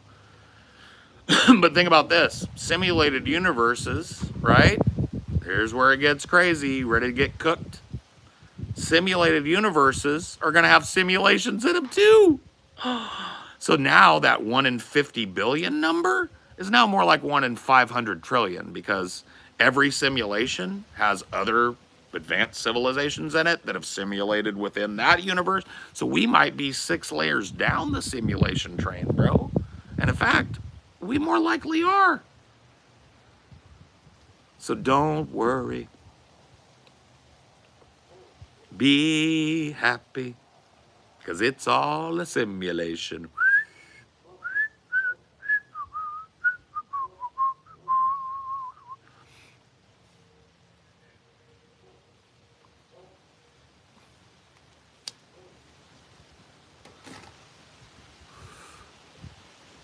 One of the other infinities. No worries. Right.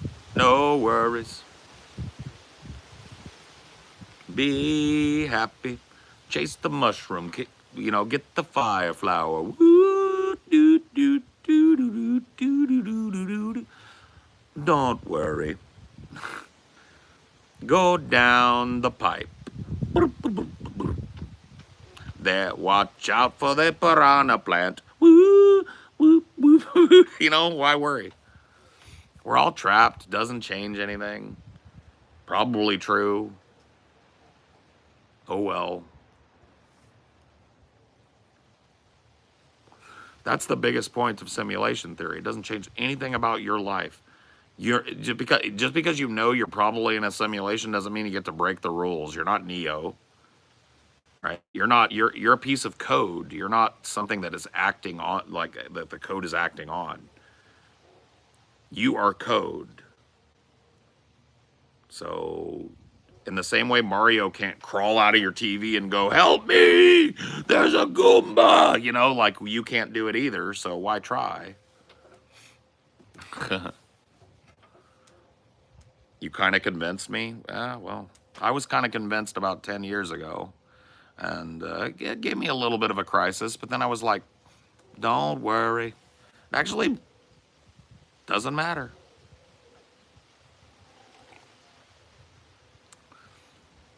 If somebody walks in here and throws a grenade in my backyard and it blows up, it doesn't matter if it's simulated or not. I'm dead as fuck.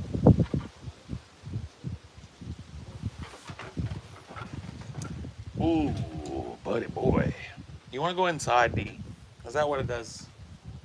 I'll let you in, but I'm gonna go do my stretches. Here, I'm gonna stretch. So you guys do the same. Walk around, go get a glass of water or something. Quit being in goblin mode.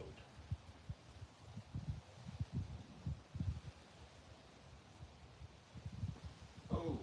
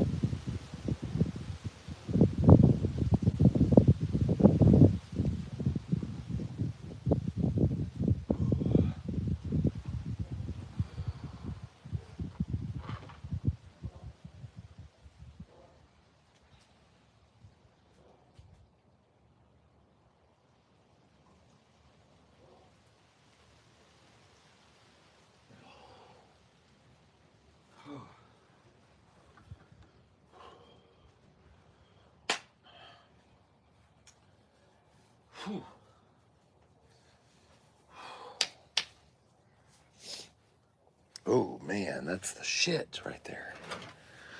Oh, that feels so good.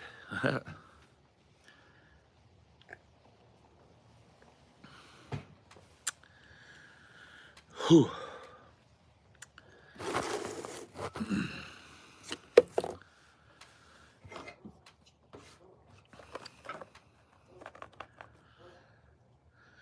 Where when they create more crazy shit, they probably have. You just landed in one of the normal ones.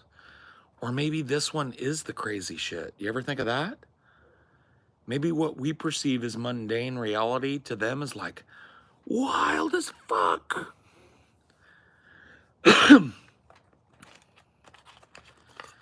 Look at this universe over here. In this universe, an object's mass controls its fucking relationship with space-time. Oh, that's a crazy simulation. Let me take a look at that. Wow, look at them. They're weird. I know. I didn't even think a civilization like this could exist in a universe with a fundamental law so insane that mass curves space-time. Can you imagine? I know, these people are blighted. I'll never escape that rock. I know. And you're just like, why are they doing weird stuff? It's like maybe you are the weird stuff. You ever think of that?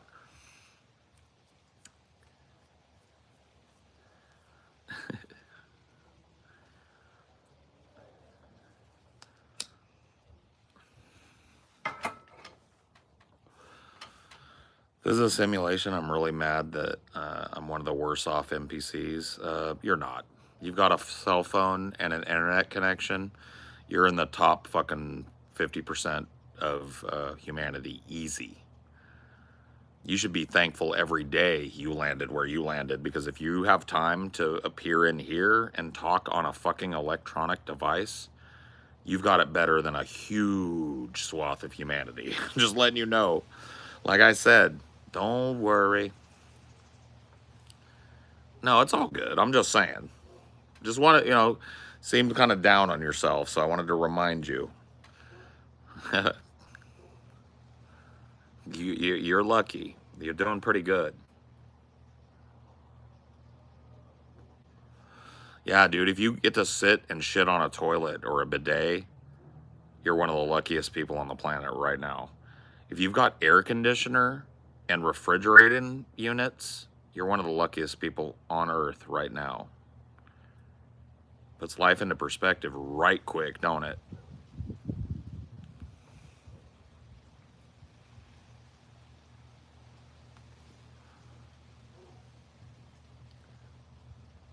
Don't shit in a bidet. Well, I meant one of those ones you attach to a toilet. So you poopy and then the bidet comes out and goes squirt, squirt, right? That's how it works.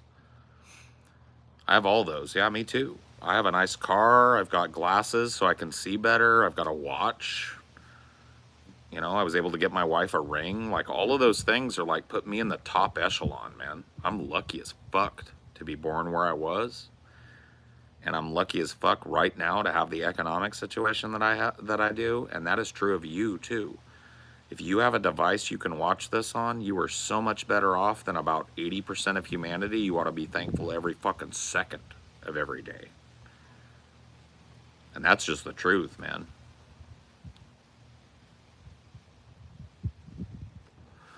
I'm not even trying to be old man on the porch, and that's usually what I do, but that's just the straight out truth, man.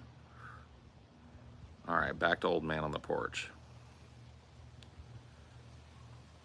I can't read your shit, sorry.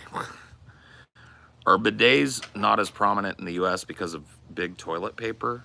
Yeah, the paper industry has, like, they would never let, like, people move to a way to clean their assholes that doesn't involve chopping down millions of trees every year. Are you kidding me?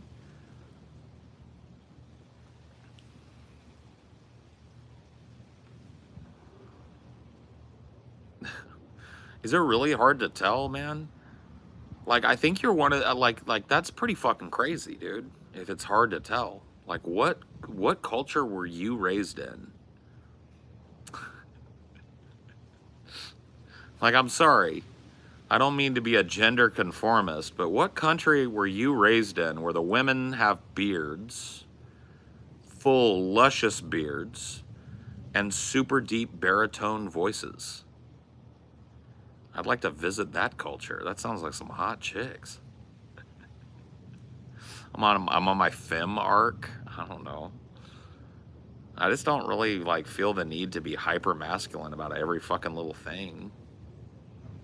I do like masculinity. I do like enjoy my masculinity or whatever, but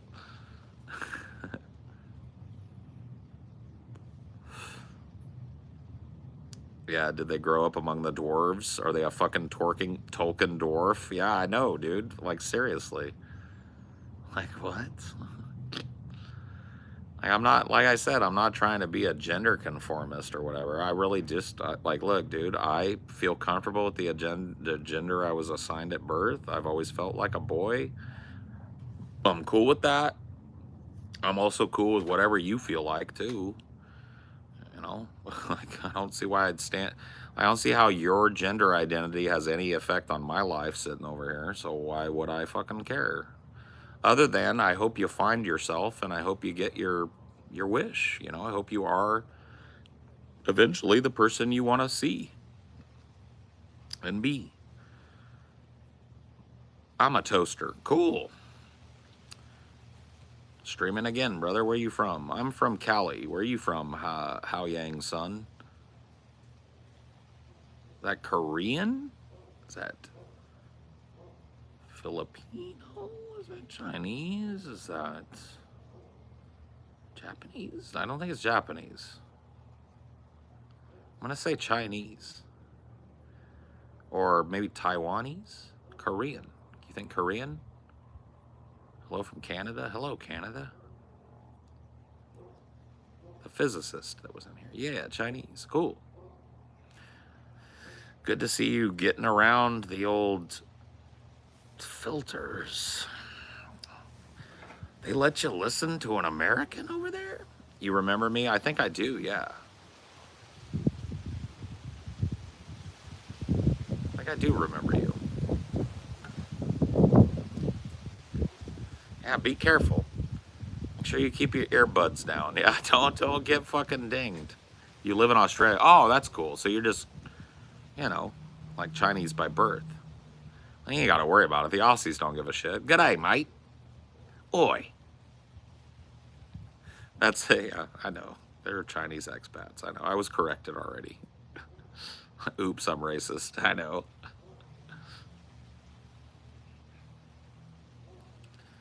Germany here, 5:26 a.m. It's 8:26 p.m. in California. Isn't that fucking crazy, bro? It's already tomorrow over there, bro. You're in the future. You're talking to the past. You're watching the past right now. Isn't that fucking crazy? How long did it take you to grow that majestic beard? I've had this beard for over 10 years. How long does it take to like grow from like what, like a full shave to this? Probably like 2 years, I'd guess, for it to be this length again for me. I like your hair. Thanks. Very nice of you to say. I like my hair too. 11:26 in Michigan. Weird to see the sun still out for you. Yeah, it's going down pretty soon, but I gotta still maybe another half hour of reasonable light before I have to go turn on the porch light so you guys can see me.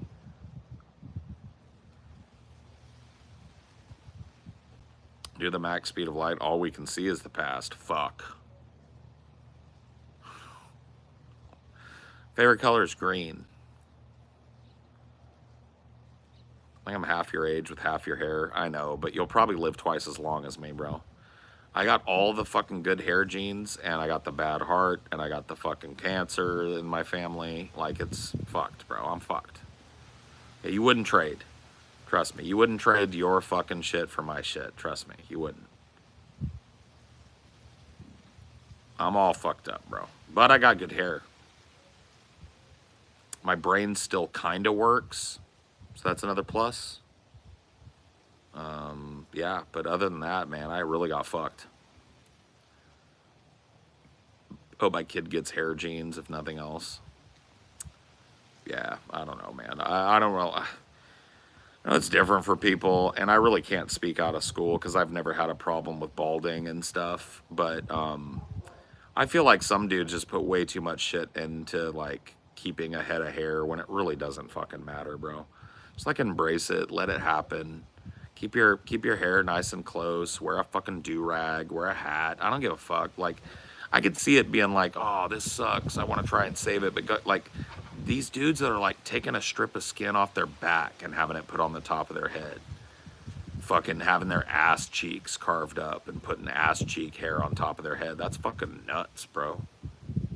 I mean, I guess it's your body. But I don't know. Maybe I'd feel different if I was balding or had started balding at a young age or something.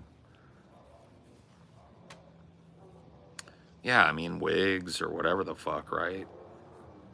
As a dude, bald is fine. As a lady, culturally, you probably want to have nice long hair, but fuck, dude, look at the wigs. Yeah, fuck a transplant. Balding is terrifying if you're gay. Oh, that sucks. I wouldn't know that. I'm bi, and I really don't have a whole lot of adult experience with men. I've fooled around, but never really been in a relationship with a man, and so, yeah, I don't know all the, like, gay standards and such.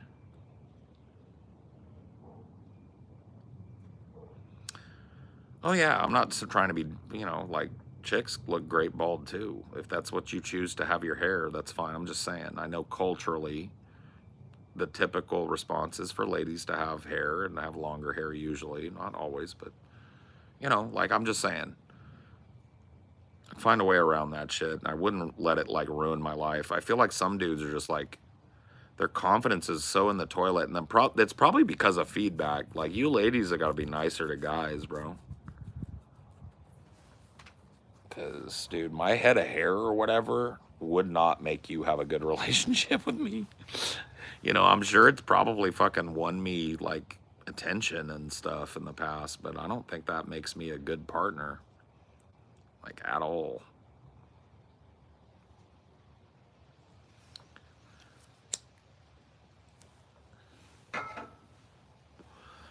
There's a lot of bald kings out there that'll take good care of that ass. Trust me, okay? Trust me. They're out there. Show them a little love. Change your expectations a little bit and give them a try. Imagine being bald in a simulation. Dude, dude, in our simulation, it's probably collated as a data point. Like, what is the mental stability factor of males, biological males in this simulation that are balding? Like, how important has hair remained in their culture this far on? You know, and they might be able to like fast forward into our future and rewind, and like all of us are unaware of that. Like, we black out and we're not here for a second and then we don't even notice, right? But they've fucking changed everything fundamentally. They've changed our minds. Like, who knows if every day we wake up, we're not a different person. We just have these false, that's kind of like the dark city theory, right? You ever seen that movie from the 90s? Matrix ripped it off, by the way. There's a movie called Dark City, where a guy realizes that he isn't who he thinks he is, and he can't remember exactly who he is, and he has memories from all these different lives and childhoods, and he finds out that it didn't exist and that nobody had a past like that. They're all false memories implanted by an alien civilization that's like studying them.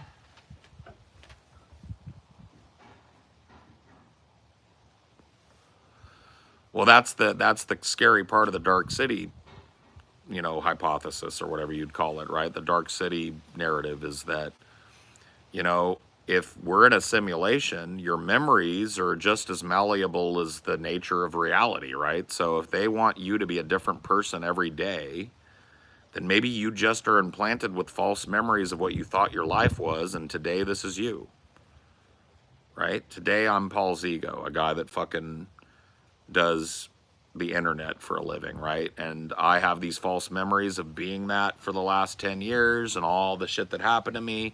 All of it's fake. I was put here this morning, and tomorrow morning I'll be something completely different, but I won't know, right? My memories will be supplanted with new memories. Yeah, but if my memories have been consistent as things have gone on, doesn't that prove continuity? No, it just proves that they're able to create memory continuity in the construct. So they're able to implant you with memories that remain continuous and fit into reality, right? But it's an invented life that maybe somebody else lived that life, but it wasn't you, right? Well, we know that isn't the case because we watched you yesterday. No, you were implanted with the idea that you watched me yesterday to put you in the fucking position, or it's just a false memory of you watching me yesterday to enforce the new reality, right? You have to remember to watch me if I'm going to be today a podcaster, tomorrow a janitor, right? But for me to be a podcaster today that's been doing it for 10 years, I've got to have an audience, I've got to have mods. It doesn't change anything, Phoebes, but it's the truth, right? We don't know. Like, if they can manipulate the color of your grass, which of course they'd be able to, then they can manipulate your memories. You're just a data stream, right? So whatever you remember is what they gave you to remember. Now, that doesn't mean that, like, you know, your life was fake. Maybe it is continuous. Maybe that's not the experiment they're running here, but they could. If there's something they want you to forget or something they want to change about your life, they could immediately shut down the simulation. We'd never know it. Change all the people around you to fit the new reality. Everybody that ever met you or knew you knows this new thing about you that never existed. Boom. You wake up tomorrow, you're in the same life. You've got these continuous memories, but they've been altered to make you a redhead instead of a brunette, right? And everybody else remembers your fucking fiery red hair, even though you never had it till today, right?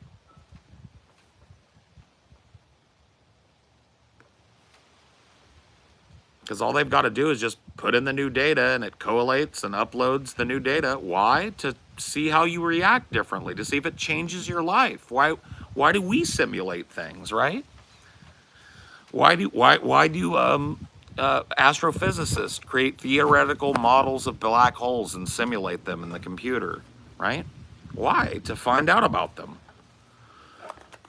So maybe they're trying to find out about how our species, which may or may not exist in the real world, reacts to different stimulus So maybe it's connected to hair, right? Maybe they want to change your hair color tomorrow. Why? Because they see how much hair matters to our species, and they want to know if your life fundamentally changes because you were a redhead. What's the benefit? Knowledge. Entertainment. I don't fucking know. I'm not the alien species, right?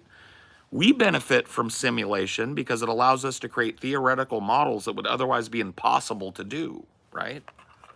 You can't create a black hole, at least not yet, to observe it and make sure that you're right about it. It's too dangerous. It might consume the Earth, but you can theorize a black hole. You can conceptualize a black hole. You can change the parameters of the universe which the black hole lives in and see if it changes. Does it become more like reality or less like observable reality, right? So, you change being a redhead tomorrow when you think you're a brunette today, right? That would be part of a giant upload that happens maybe, as far as we know, every fucking second, but literally like maybe once a day. And it's one of like 10 million changes that they make that are individually collated. Do you support Israel or Palestine? I support an immediate ceasefire and immediate one-state solution, and that's all I'll say. I think that the Palestinian people and the Israeli people should live together under one constitution and a coalition government to stop the bloodshed. So what we're talking about, right, is why would that not be true of the simulation that our universe exists in? What do you mean? Yeah, but of all our simulations are based on running logs that are kept stable and unchanged after every edition that every program they're in. I don't understand the question, Phoebes.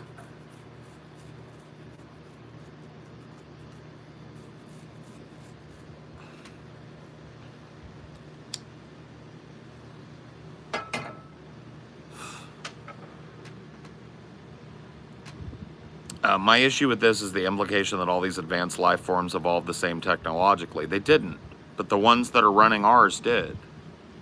The ones that are running our simulation developed along a line that led to them running our simulation. And for all they know, they're 3 layers deep in a simulation themselves.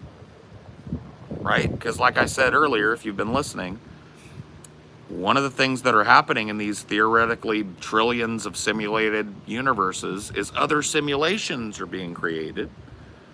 And if they reach a certain level of technological complexity, then it's a simulation of the universe within the simulation, right?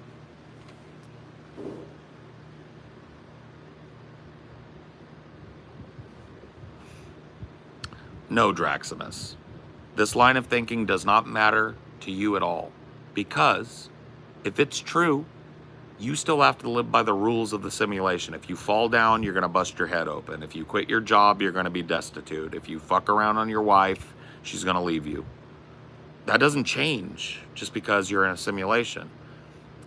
You're Mario in the Mushroom Kingdom. You can only see what's in front of you. You can only step on the Goombas and pick up the power-ups, right? You can't interact with the world outside of the Mushroom Kingdom. You're not even aware of it. You can't interact with it at all. You can't see it. So knowing that you're in the Mushroom Kingdom doesn't change the fact that you gotta stomp Goombas. So you may as well not fucking worry about it, right? But it's a thought experiment.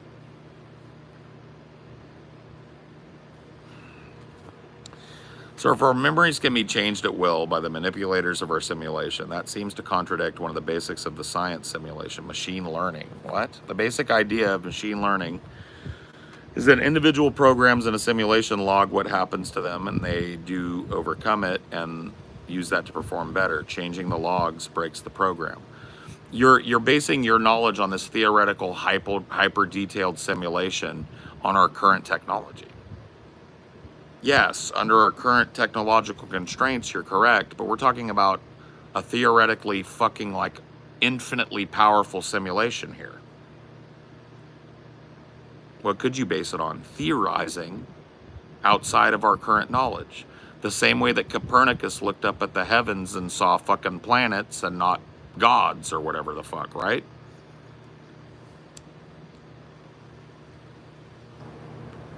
by theorizing outside of what we know and what we can think. If you base everything on what's only possible right now, then your thinking becomes limited. If you base your thinking on the idea that we may be 10 layers deep in a hyper detailed simulation, then what applies to our fucking limitations here doesn't apply clearly to them. Right? So your memories, as real as they are to you, are just a data point to them. And if they decide tomorrow you're somebody else, you're somebody else.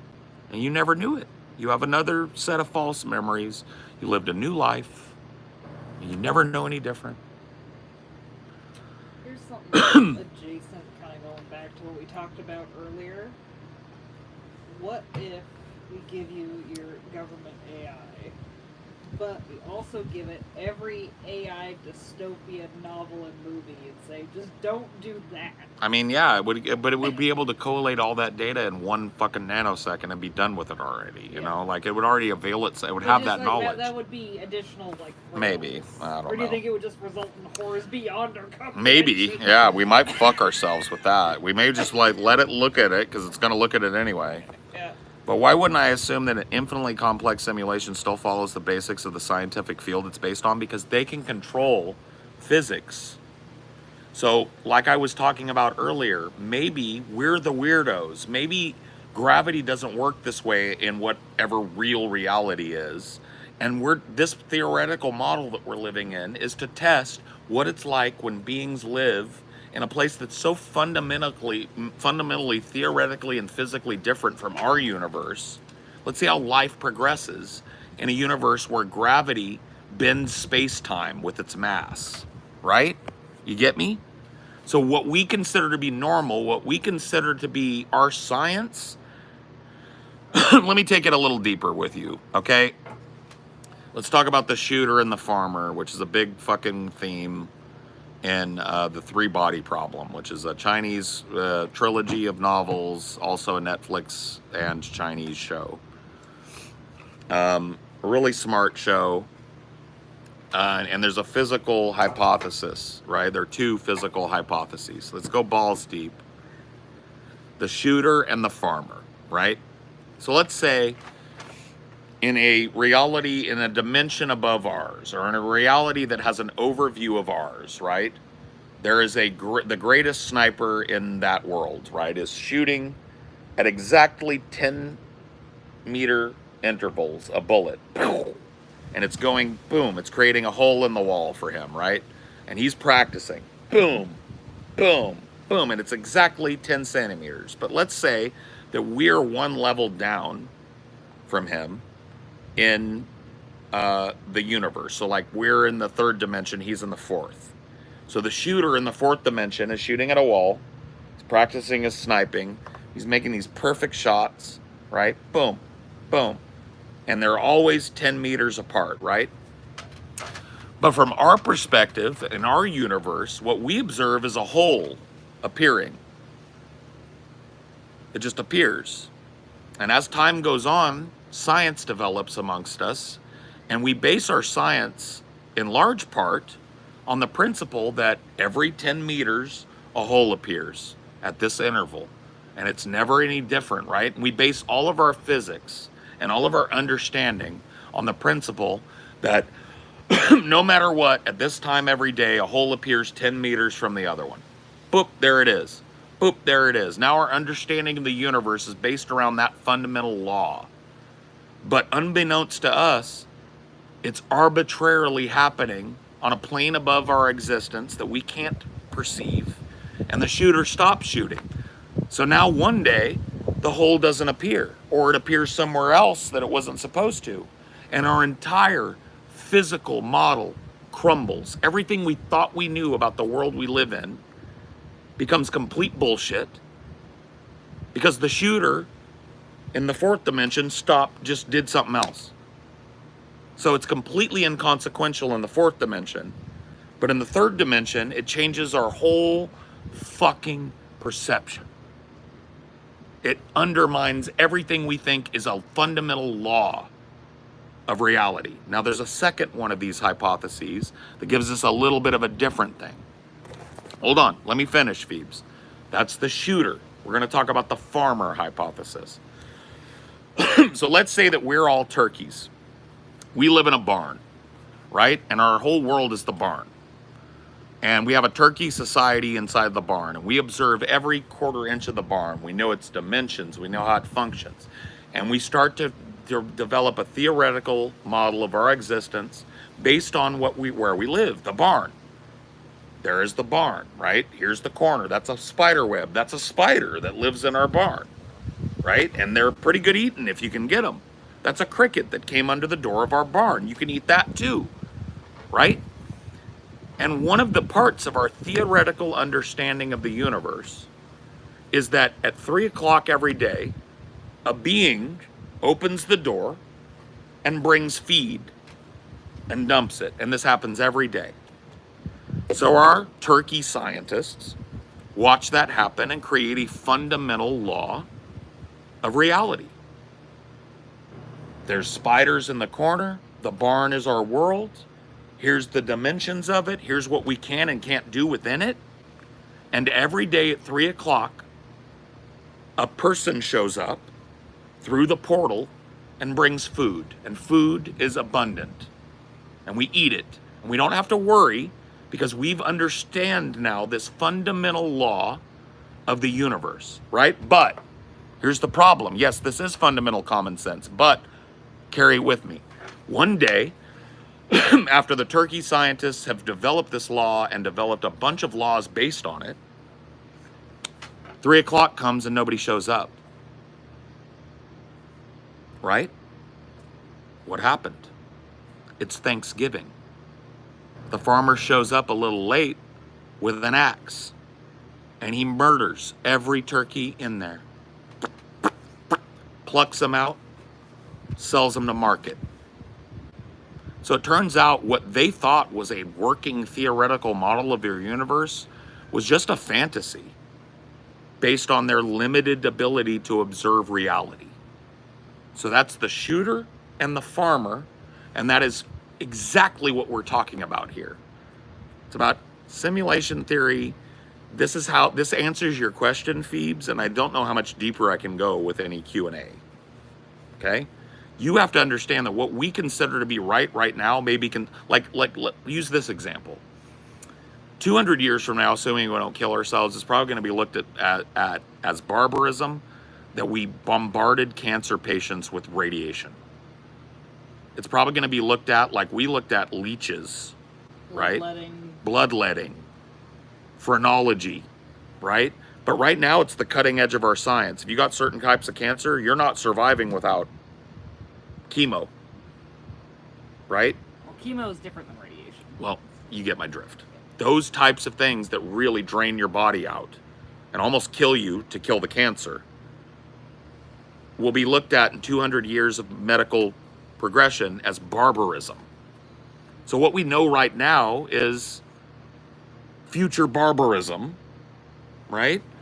Now, certain fundamental laws don't change, but that's the shooter and the farmer. What we understand as a fundamental law might be a consequence we don't understand of a higher order of existence, right?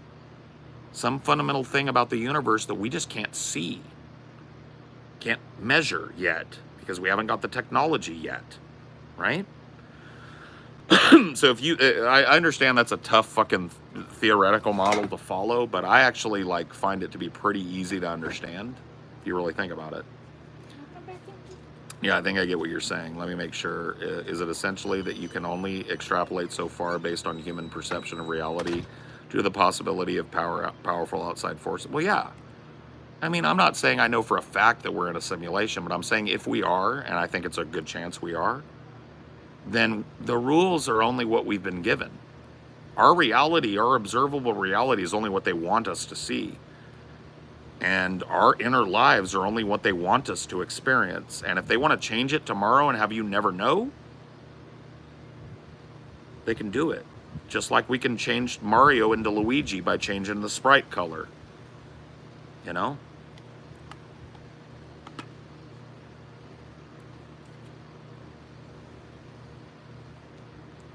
So, anyway.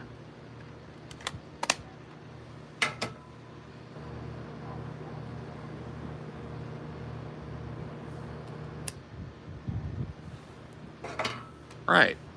Maybe yesterday you were Princess. Maybe today you're Toad. Maybe tomorrow you'll be Luigi.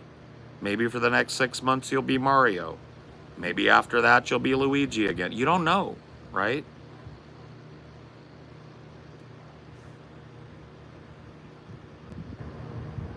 It doesn't affect anything in the real world, Phoebes, other than to broaden your perception of what may be reality, right? Like I said, and I'll say it one more time and then maybe we can move on. You are still bound by the rules of the simulation because you're just a data point in it like the wind is. So you can't break that law. You still fall down, go boom, get hurt. You still have all the consequences you do knowing this. It doesn't change anything, so it doesn't matter. But it very well may be the reality that we're living in. And there's any sort of technological advancements that could be built on the back of confirmation.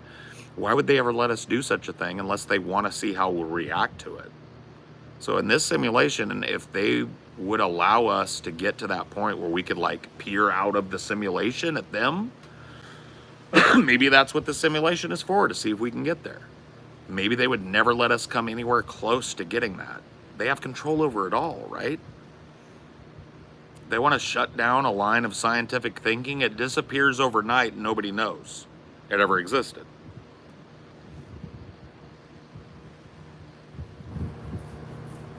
Maybe that's what drugs are. I mean, they're simulated drugs, though. And so anything that happens is simulated as well. So they're simulating what we see on drugs. So why would they allow us to have access to a mushroom data point that allows us to peer out unless that's what they want? Maybe it is what they want. What I love about this theory is that it's not fundamentally much different than the hippies idea, the one you've talked about in regards to psychedelics, that we're all basically the same stuff, right? Whether we're data or silicate, doesn't matter, we're all the same. It doesn't change my life if I'm 10 simulations deep in a chain that'll never end. My life is what it is here today, now, in my consciousness, and if I'm somebody else tomorrow, I won't know the difference. And neither will you. You won't be missing me because somebody else will be me. You get it?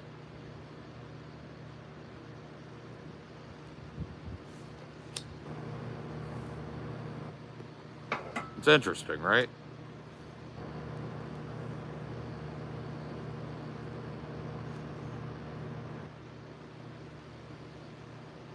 I mean, you're being sarcastic, but that is a question you ask, right? What if the people that are simulating our reality are they themselves 10 deep in a simulation? Maybe that's why they're simulating us, to see if we figure out something they didn't about how to look outside of it or escape it. Maybe their technology pushed far enough for them to confirm that they're in a simulation, but no farther. And now they're simulating to see if we can figure out what they didn't. Maybe time for us is moving at a crawl, but for them, maybe they've got us on fucking 20 million X, right? So a nanosecond for them is like 10,000 years on this planet or something, right?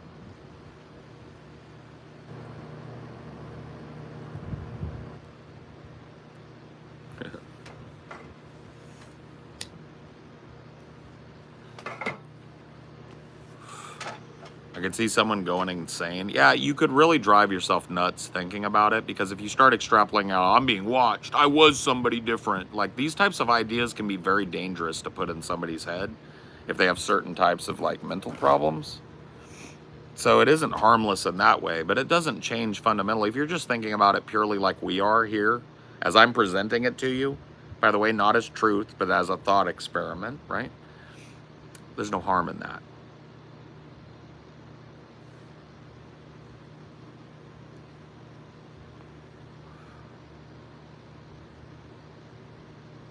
Yeah, no worries. Yeah, no. I mean, I like these types of conversations too. People tend to get kind of butthurt about them and go, duh, that's dumb. It's like, maybe it is, I don't know, but like, it's a fun thing to it's a fun thought exercise to have, if nothing else, right? Get your brain thinking outside the box a little bit. And nothing, nothing wrong with that. Paul, have you ever thought about the theory that we live in a black hole, which is why we have the limit of the speed of light? I don't know. Yeah, I've heard that. I don't know how credible it is, but I mean, dude, like the idea that we've reached like the end of science is fucking absurd. We're right at the beginning of science when it comes to the quantum world. So, you know, what we know now is a fundamental law might be completely upended when we just find a fundamental thing that we haven't known how to look for it.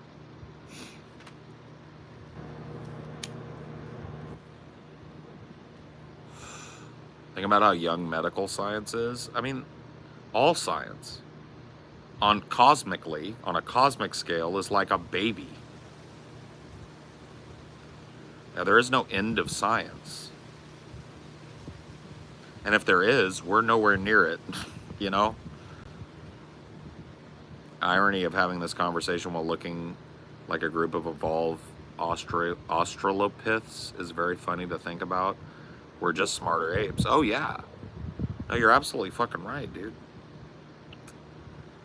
And that's the thing that says, like, this is why, when people say, well, what is the fundamental difference between human and animal? This is what I point out to them. Animals don't do this. This is what makes us human, and it's why I spend so much time doing this, theorizing, talking to people, you know, digging into philosophy and science in a way that's, you know, for a layperson, I'm not claiming to be a fucking master of any of that, but letting my brain operate outside of the physical body and confines that I live in is like so fun, right? And that's what sets us apart, as far as we can tell, from other animals. I don't think a cow is sitting there going like, man, what if I'm a simulated cow, though? You know, like, we're the ones doing that shit, and it's so fucking awesome.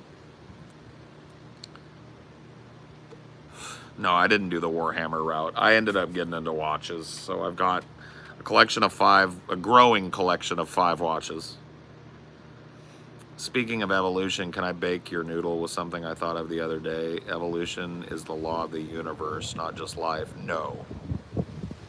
Gotta disagree on premise alone. If anything is the law of our universe right now, and I think it's kind of like I said, given what we just talked about, it's a little bit hubris involved in saying we know what the law of the universe is, but there is a law of the universe that we can tell. It's just not evolution, it's entropy. All things pass away. You know, time is a universal solvent, just like water, and time washes everything away. That's the truth as we can observe it now. So entropy is the law, right? That which exists becomes non-existence. Slowly, sometimes incredibly slowly. But from what we can tell about the universe right now, the future of it is heat death. The future of it is eternal darkness and never a speck of light again. Trying to base reality on what's notable by the human mind is a very funny thing, because we see shit that's not there all the time. It's called pareidolia, you know, sympathetic reasoning, sympathetic vision. We see shit out of the corners of our eyes that doesn't exist as a function. So our consciousness is a fucking blunt tool. I think the big crunch is feasible, but not provable at this point. As far as I know it. In fact, from what I can understand, the big crunch has kind of been like pretty undermined recently because of quantum redshift. Once we started looking at the speed that things are moving away from each other, we figured we'd see a slowdown, and that would have supported the idea of an eventual stopping and crunch, right? A reversal of that back to a singularity point. But things, as far as we can tell, are accelerating still. So here's something that'll scare the fucking pants right off of you. Everything that we can observe in our local group. So our local group is like the Milky Way and like 10 million other galaxies, right? They're in this sector of the galaxy and we can see it. All of them are moving towards something in space.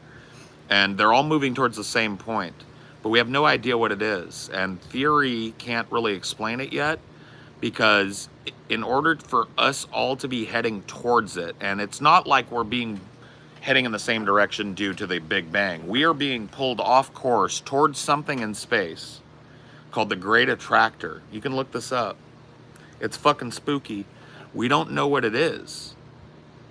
We have no fucking clue what could be so humongous that it could exert such amazing gravitational influence that it would be pulling whole galaxies toward it, but we're heading towards it.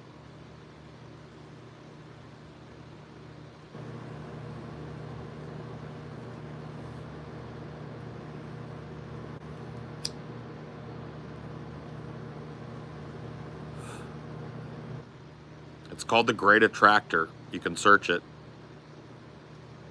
I mean, it would be a black hole that is so fucking supermassive, it's outside of all theoretical models right now.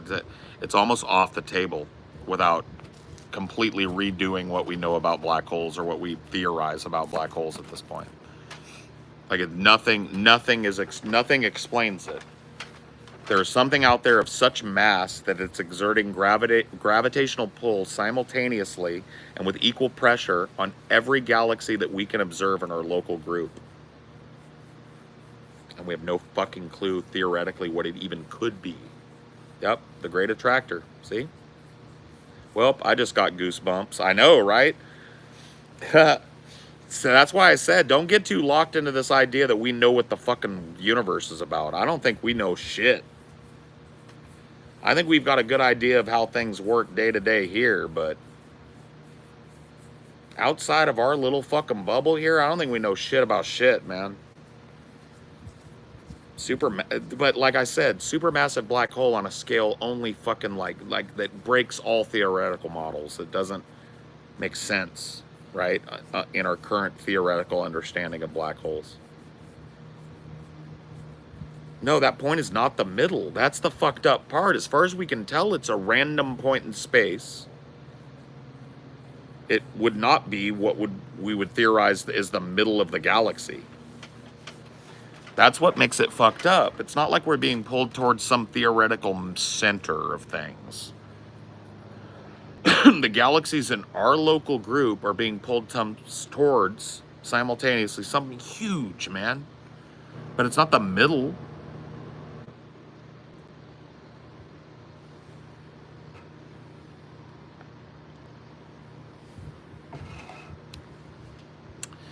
Yeah, my brain starts to break at like dark matter, exotic particle physics, and all that shit.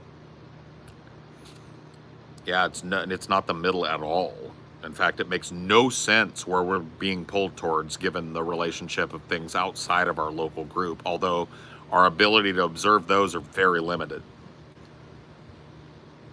Yeah, it's thousands and thousands of light years offset from the middle. Nobody knows what the fuck it is. No one, I get it, but for me, it's hard for me to wrap my noodle around the theory. My mind breaks when I try and imagine the size. You can't imagine the size.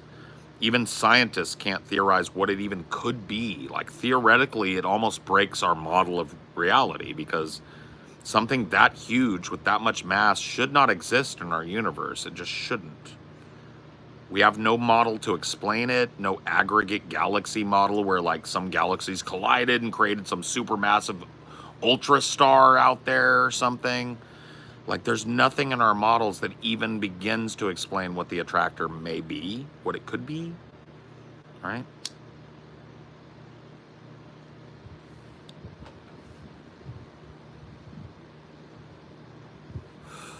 We can get transmissions from our deep space satellites. How deep do you think some of our transmissions have gone? I can't answer that question, but you can Google that or ask an AI. They know exactly like when the first transmission that would have been powerful enough to enter space, and I believe it was Hitler's transmission of the Olympics, because like a lot of the early radio stuff was not strong enough to escape, the planet and into the cosmos with any strength. But like the first transmission that is strong enough to be carried on the cosmic like waves all the way away from Earth, I think was like a Hitler speech before the Olympics. You can correct me on that, but people know, like, those models have, like, we know how fast a radio wave or a television wave travels, right? And if you look it up,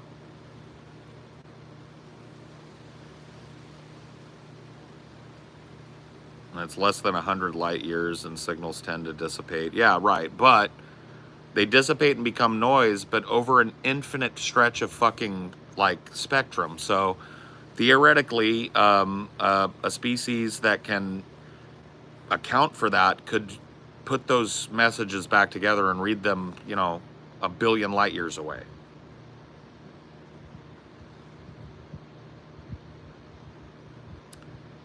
I mean, it would, like, if the dark jungle theory is true, and for those that don't know what it is, that means the idea, why haven't we run into a bunch of species, right? And some people say maybe we're alone in the universe. Some people say maybe that this, like, there's another theoretical thing you can look up called the Great Filter, right? That maybe every species comes to confront some technology that they discover, but it destroys them. So it might be nuclear energy, it might be AI, it might be some kind of black hole technology, right? And so that's why we don't see a lot of advanced civilizations, even though theoretically, you know, we should. And some people say that that filter may be some other advanced civilization that lives in our local group that is out there dormant and listening for civilizations to reach a certain level of biomass and technological level that they're ready to be harvested. And then they come to life, and over the course of an eon, they stream towards that planet. And they've been doing this for so many fucking billions of years longer than our life has existed that the chances of us overcoming them are zero. And they come here and they harvest all the biomass on this planet, leave it a smoldering husk. And then they go somewhere nearby into the void and go to sleep. Kind of like the Reapers, right? Kind of like the Reapers from fucking Mass Effect, right? They wait until life reaches a certain abundance. And then they come and cull it. And eat it. And process it. And use it to make more of them. And then they go back to sleep and wait for it to happen again, right? So that's the dark jungle theory. The idea that there's some sort of super predator species or a number of them out there that desperately seek out radio waves, television waves, gamma radiation, light waves, signs that there are, a civilization is blooming on a planet, and then they just start coming. And it might take them 10 million years to get here, but they know that they're gonna fucking just eat everything here, right? So fuck it. Why would we assume they go to sleep? That's just a theory, Phoebes. We don't assume they go to sleep. That's just what I'm theorizing. The idea of them culling the whole universe would mean that they would have to have, metabolisms that were able to support them running around and doing shit in the interim while they wait for life to come back, right? So I'm saying they probably just hibernate like bears do to conserve their energy until life is back. And then they wake up, eat it, breed, go back to sleep.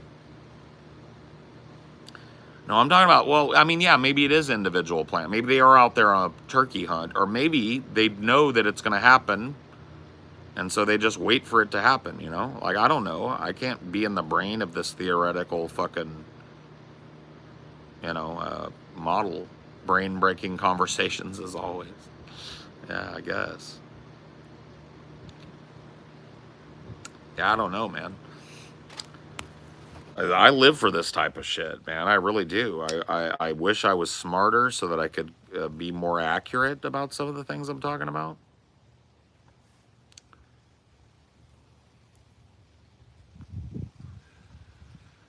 Just curious, is that what you believe? I just got here. Who or what is it? Thanks. No, I don't necessarily believe it. We're just having a thought experiment here. What I was talking about, if you just got here, was the Great Filter. So there are a lot of theoretical models that say that there could be theoretically billions of spacefaring civilizations in the universe at large, right? But why haven't we seen any evidence of them? And so that model is called the Great Filter, and it posits maybe there's some sort of technology that eventually a civilization is confronted with. They try and harness, but it destroys them. Some sort of black hole generator. Maybe it's nukes. Maybe it's AI. Maybe it's just environmental destruction before they ever get off their planet. Whatever it is, it keeps them from visiting, right, others. And one arm of that, kind of like a sub-theory of the Great Filter theory, is this idea that maybe it's not our technology at all. Maybe it's some other species that preys on biomass. So it waits for life to appear in the galaxy, and then it comes and culls them as soon as it detects them by seeing their unnatural light or detecting their fucking radio waves or whatever, right? I don't believe that that's the truth. It's just a theory.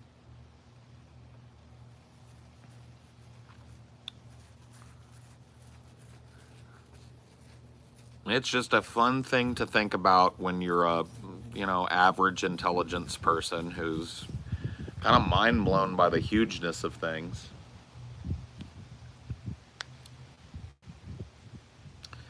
They'd be pretty bad farmers as humans have wiped out so many species. Yeah, but we've concentrated that biomass in ourselves. Humans are fucking exponentially growing. So for every species we wipe out, we double our fucking size. You know what I mean? Like, if it's just biomass that they want, or slaves, maybe they're waiting for us to cook all our fucking animals off the planet and then come get us before we start dying, Think about that. Maybe they don't want to eat us. Maybe they want to just take us.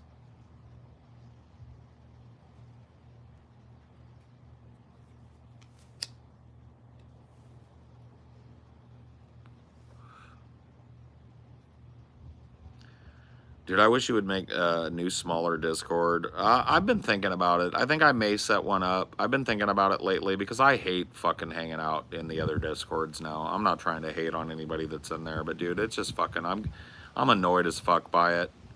And I think there's just people in there that need to be fucking destroyed and booted out because they're just vampires on the community. That wouldn't happen in my community, so... No, Nuggy, it has nothing to do with you, and it really is nobody that you know either. It's just like, I just don't like the setup of it. I like the multiple cooks in the kitchen shit. It's like, the other day, and I'm not even trying to bitch about this or get anybody in trouble, but the other day I went into TJ's Discord, I saw a bunch of people in. I pop in, and I just kind of said, hey, and everybody was like, oh, hey, Paul, hey, buddy, hey, look, it's Paul, and I was like, cool. And I wasn't trying to take over or say some shit. And one of the mods, I don't even know who she was, but she was like a girl. She was like a lady, or at least sounded like a lady. And she was like, hey, Paul, hey, Paul. No. We're doing story time right now. So-and-so, please continue. And I was like, what? I just came in and said, hey. That's all. And nobody was talking when I came in. And so I was just like, bro, I can't go in here anymore because it's starting to people are starting to stroke their big fat fucking, that was Sarah, not a mod. Oh, tell that bitch to shut up then. I'll come back then. You need to tell that person to shut up because I'm going to unload. I thought she was a mod. So I just left. Yeah, dude, tell her she needs to fucking chill the fuck out. She's not running it in there. I was like, I just left. I was like, dude, this is too autistic for me. But yeah, no, I assumed she was a fucking mod talking the way she was. So yeah, fucking wrangle that. But yeah, I'm thinking about starting my own shit, but ain't nobody empowered over there. It's gonna be me, myself, and I. And anybody fucking violates rule number 1, which is respect the vibe, they're just gone, and my DMs are closed. Only DMs I want you to, if you send me a DM that isn't you reporting and providing evidence for a law being broken in my server, if you DM me about anything else, I don't care if it's friendly, I will ban you off the server.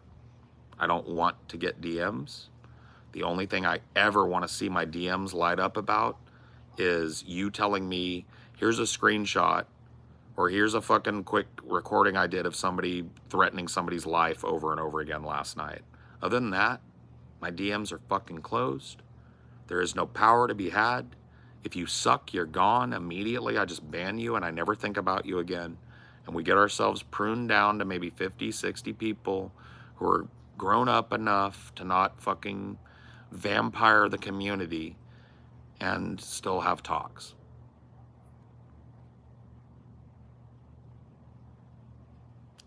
Yeah, no, it's cool. You don't have to do anything. Like, I wasn't trying, but I was just saying, like, I thought she was a mod the way she was talking to me. And I was just like, fuck that, bro. I did not come in here trying to take things over. I just said, hey, and nobody was talking. I didn't talk over somebody and say, hey. And so, and like, she came at me like she was moderating in there or something.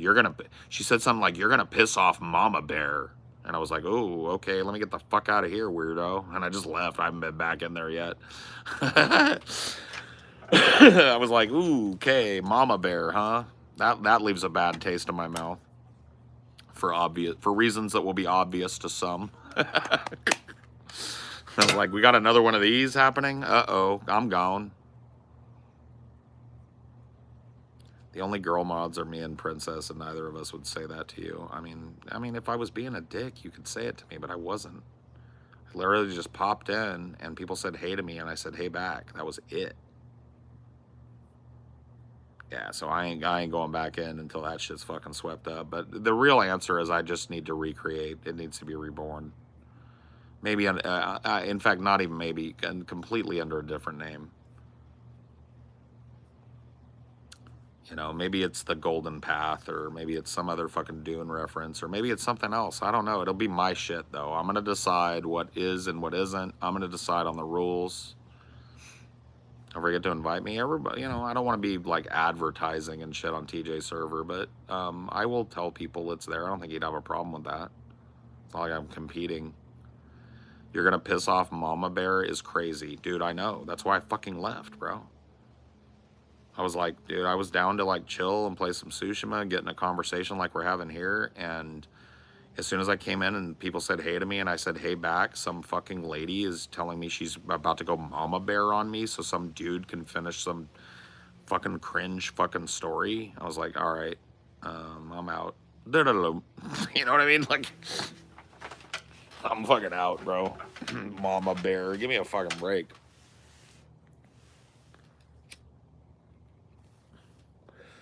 But yeah, as long as you're not such a mutant that you were already banned from TJ's server, that'll probably be where I announce it and put a link up for it. Like, I can't even imagine what kind of mutated homunculus you must be to get banned off of TJ's server, but I know there's a bunch of them. So I use that as that's my great filter. I let TJ's server filter the absolute total mutants, right? And then I cull from them the smart. Give them another place to go if it's they want somewhere else to chill, you know?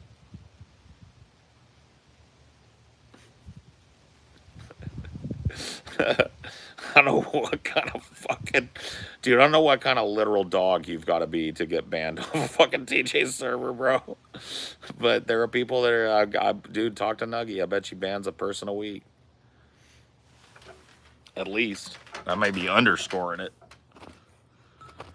Yeah, like I totally agree about the too many cooks in the kitchen thing. I was really glad to be a pleb in your... Oh yeah, dude, nobody will be anything but a pleb. And I won't even really be I'll be like, you know when Zeus would dress up like a man or a goose and walk among the people so he wouldn't be recognized? That's going to be me.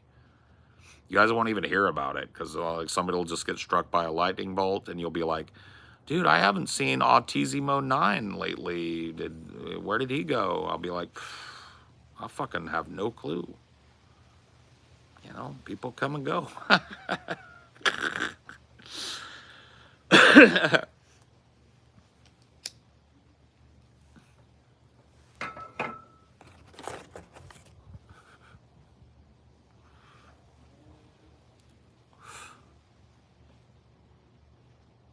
He's the best, man. I miss him. And then the next day, Phoebes is gone. Whatever happened to Phoebes and Autismo? I don't know, but it seems like mentioning them It's starting to get eerie because it seems like caring too much about them is making people disappear, you know? It's like asking too much about people that haven't been here seems to like make people fucking disappear. I don't fucking know what's going on, guys. It's like a plague.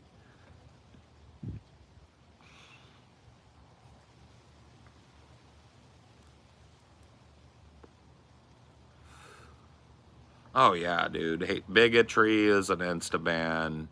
Time wasting and sophistry is an insta ban. I don't have time for it. I'm too fucking old, dude. Being broken brained, like online brained. if you're the if you're the type of person that like your main friend group is 100% online and you don't touch grass, you're probably not gonna like it over there.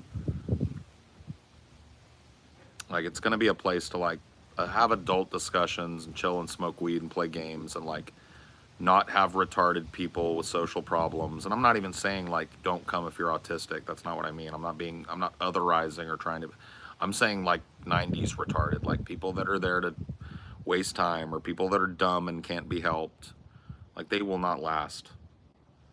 And eventually we'll get it down to a few people, and you know, newcomers will be scrutinized as they come in, and we'll have a nice stable environment. Because I know one thing for absolutely certain, okay? I will never create an autistic plan to revolt against myself, undermine my own authority, and replace myself with myself. So if I'm the only mod, then the Game of Thrones really is over.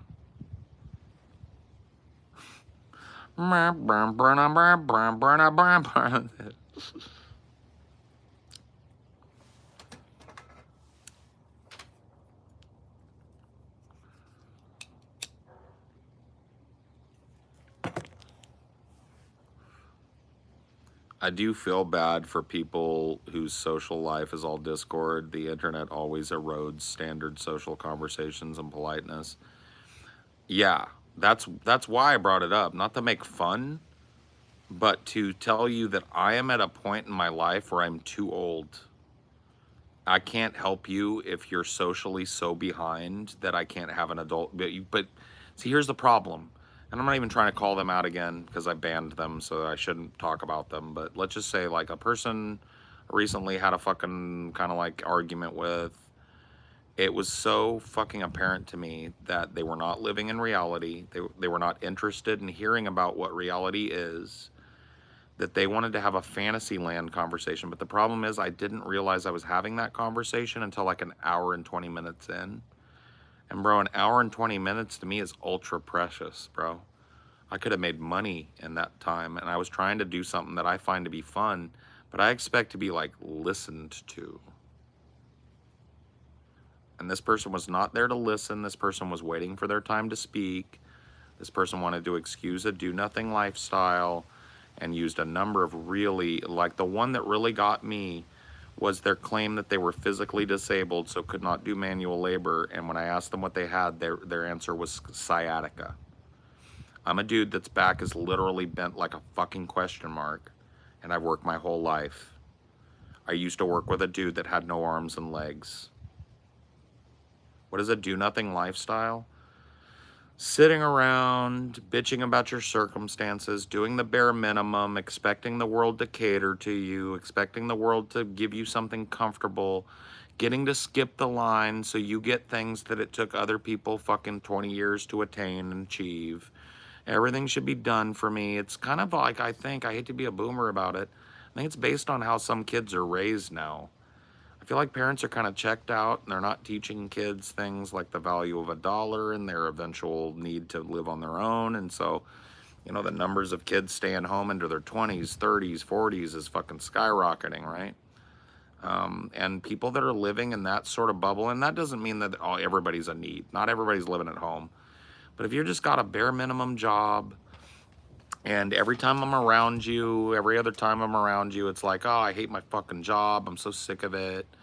And when I try and tell you, like, what about this? What about this? And every time you've got a new and more absurd excuse for why you can't do that, or for why reality should change to conform to your personal needs and wants, I suddenly will realize at some point, usually way too late, that I'm talking to somebody who has no frame of reference in reality and that I'm wasting my time on. I can't parent you. I can't parent you. If you've got a bare minimum job and you love it and you're not bitching to everybody about it, but then simultaneously telling everybody you can't get another job because you've got sciatica, dude, I don't give a fuck. But like, that's a waste of my time. And I'm old, bro, 44, an hour and a half, I'll never get that back. And that person is not going to change. I cannot go back in time and parent them up, right? I can't like grab them by the back of the head and show them reality, right?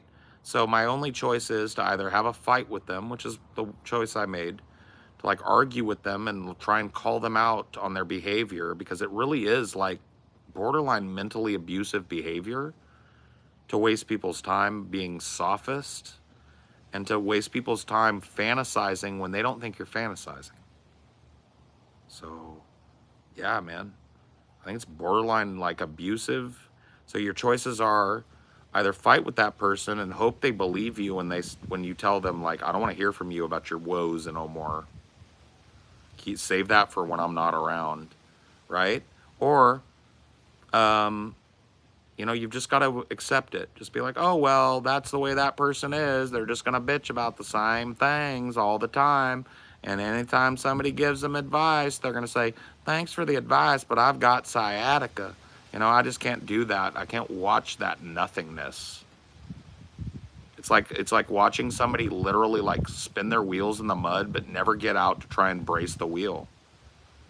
Never get out, add a little push power. Never get out, put a 2x4 under it to give a grip. Just like literally dig the mud hole deeper. And then bitch about how your car's not going nowhere. I can't do it, bro.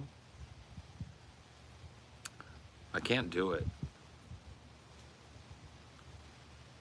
And I just won't be around it, man. I can't be around that type of immaturity. I lack the ability to parent a person.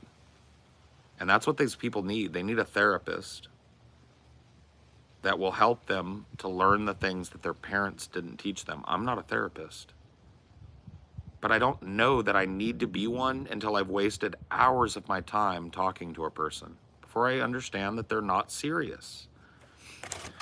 They're living in magical cloud anime fantasy furry world, not the real world. I need a therapist, Nuggy. You think I do? You know I do. You of all people know that I need to hit the couch again. We all need a fucking therapist. We're all nuts. Present company included.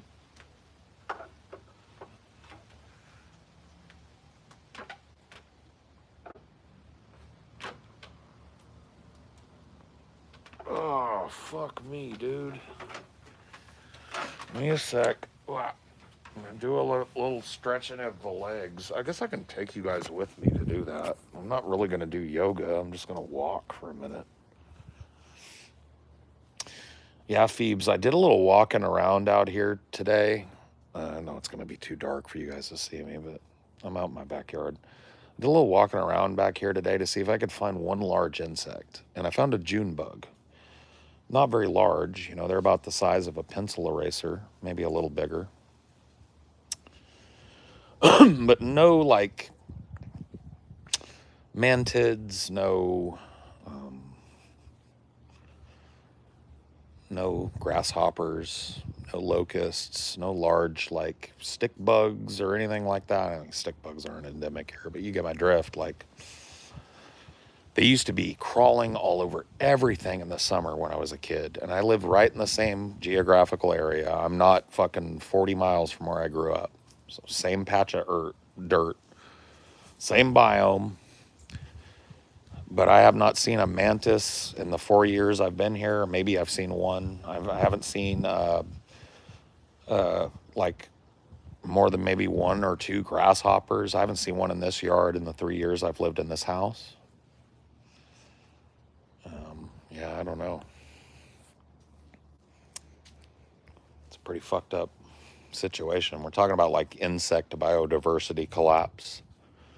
How when I was a kid, if you drove through the country around here, your car would be like splattered up, man, splattered with fucking insect guts. And now you can drive all over the place here and barely hit one bug or two, maybe, you know. It's just like a sign that like these swarms of bugs and stuff have just disappeared. They've like fucking like become a fucking rarity now instead of like a swarm.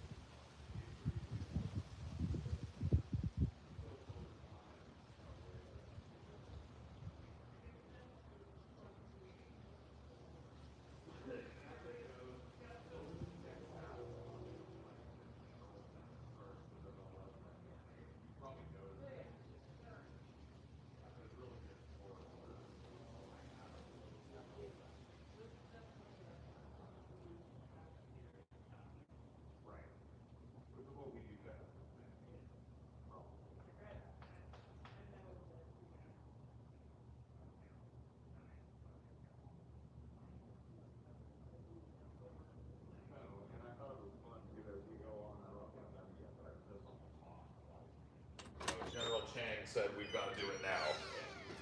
Like the media is about to break the story. We've got to solve these problems. We got to have a plan to present to the people. So that kept it from being like a 4-hour episode where we all wanted to kill each other by the end, you know.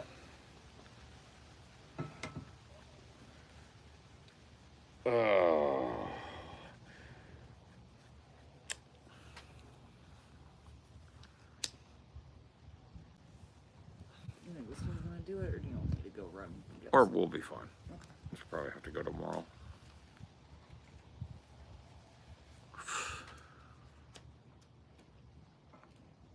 Is it a praying mantis or praying mantis? The first. At 33, I'm coming to the realization that I'm probably autistic. It's really messed me up. Well, don't be messed up about it, man. That's actually a good, like, a good piece of news, because now, number one, you don't come to a realization that you're autistic. You get a diagnosis. But if you think you're autistic and you find out you are, it's good news, because now you have a diagnosis. So now you can get a treatment plan.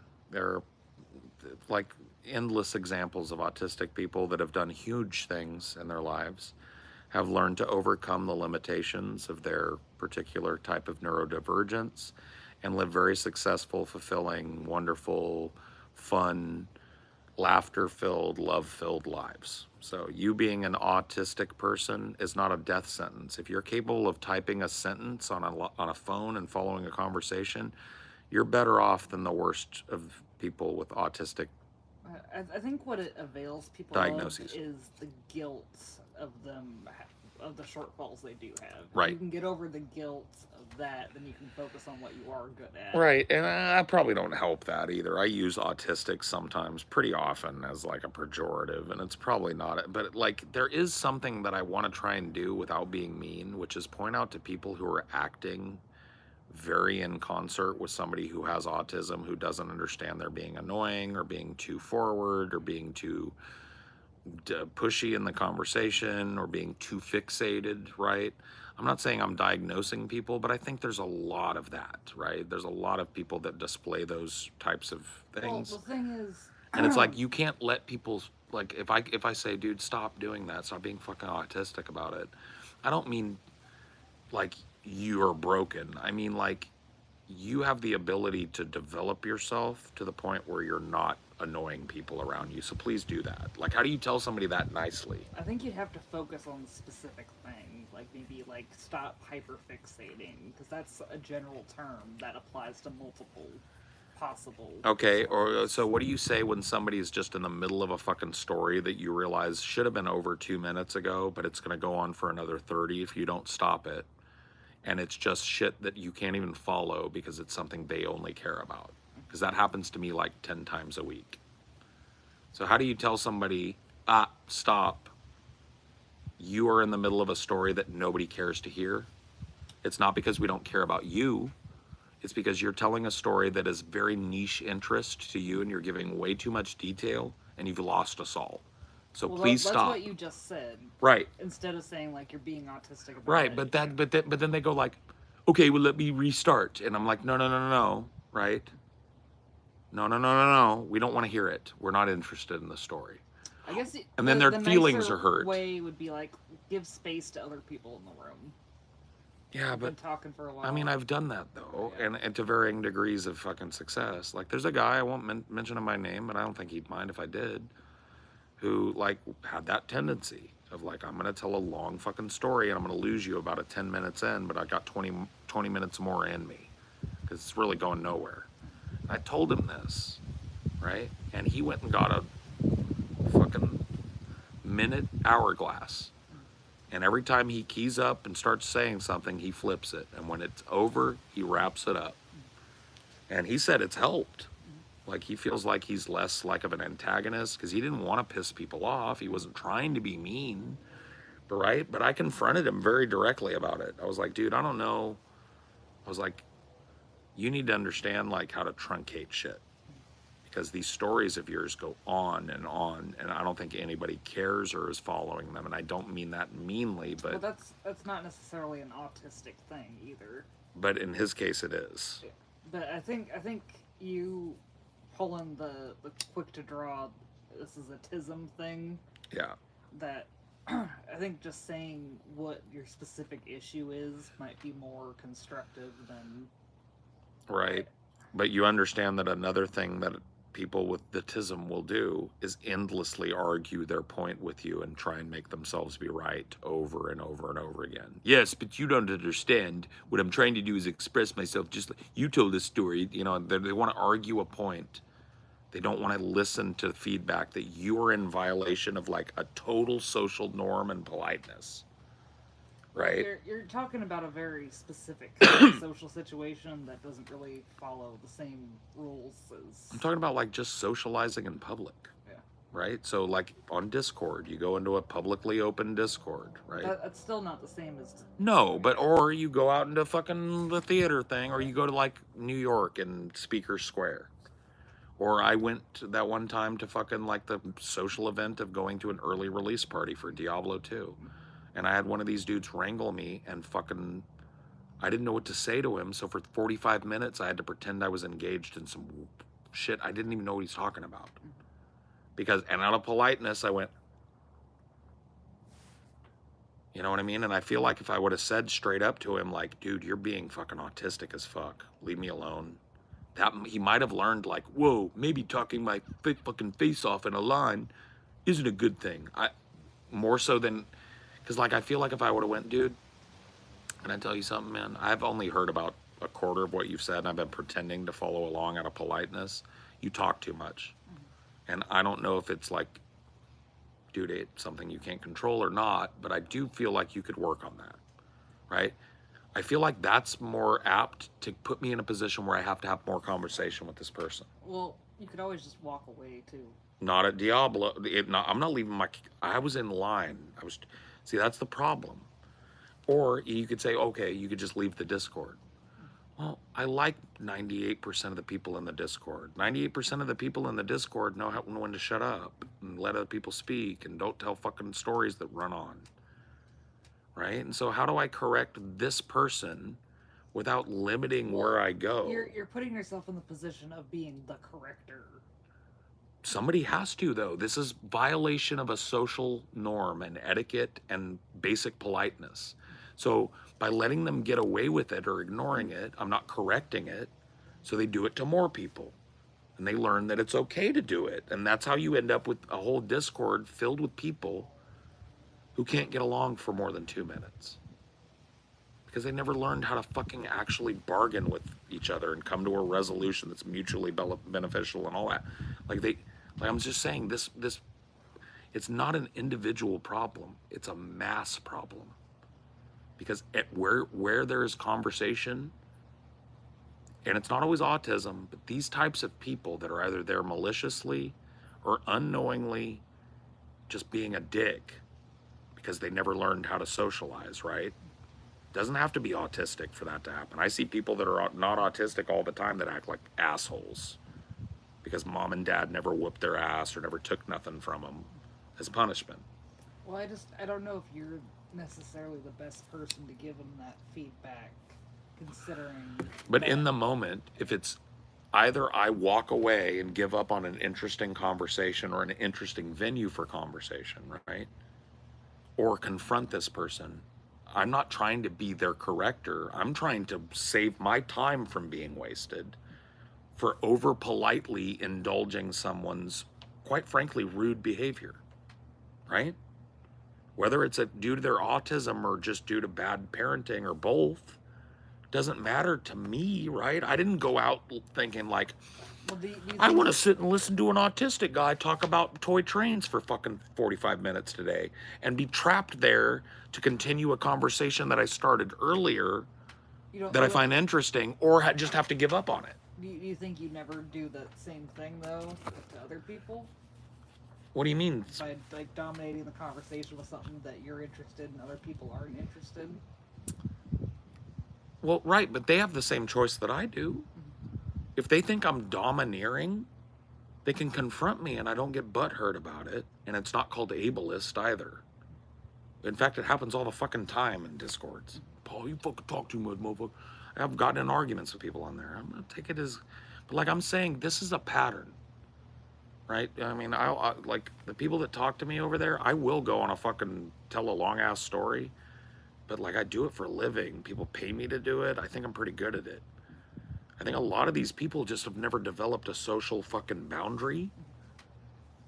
And if I don't tell them, is the next guy going to tell him, or are we just going to let this person wander through life thinking it's okay to be that way? You know, I'm not saying I'm the corrector. I'm saying, especially in a situation like that, where maybe I want to go back to that same fucking get together and here's that guy again, right? And instead of me having a cool conversation about Warhammer, I'm going to hear about some old game he used to play that was like Warhammer. And politely, I'm going to sit and do it again. And now I just don't want to go there anymore, right?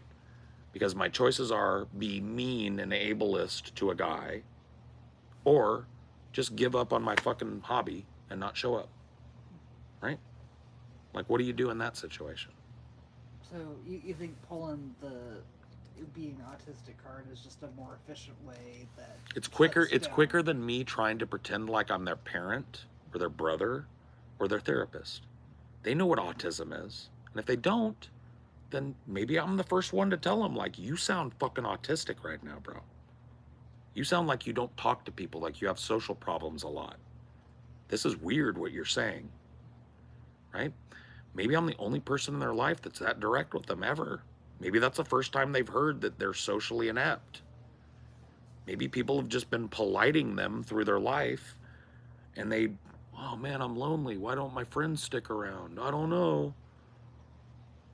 Because people are too polite, so they just ghost them. Maybe I'm the first one to tell them, like, dude, you're repellent.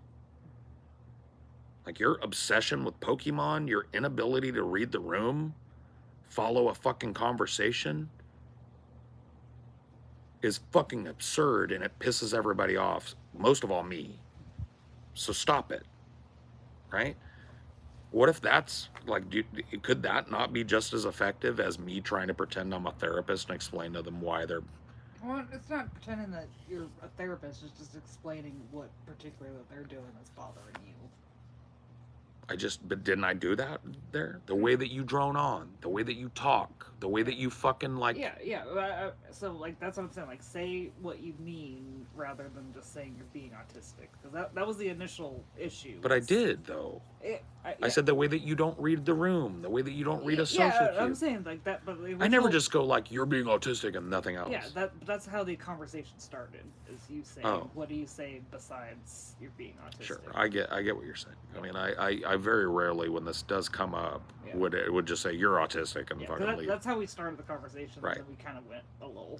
No, but I'm just saying, like, there's tiptoeing around people's feelings and not wanting to offend people who suffer but do make pains to overcome their limitations socially.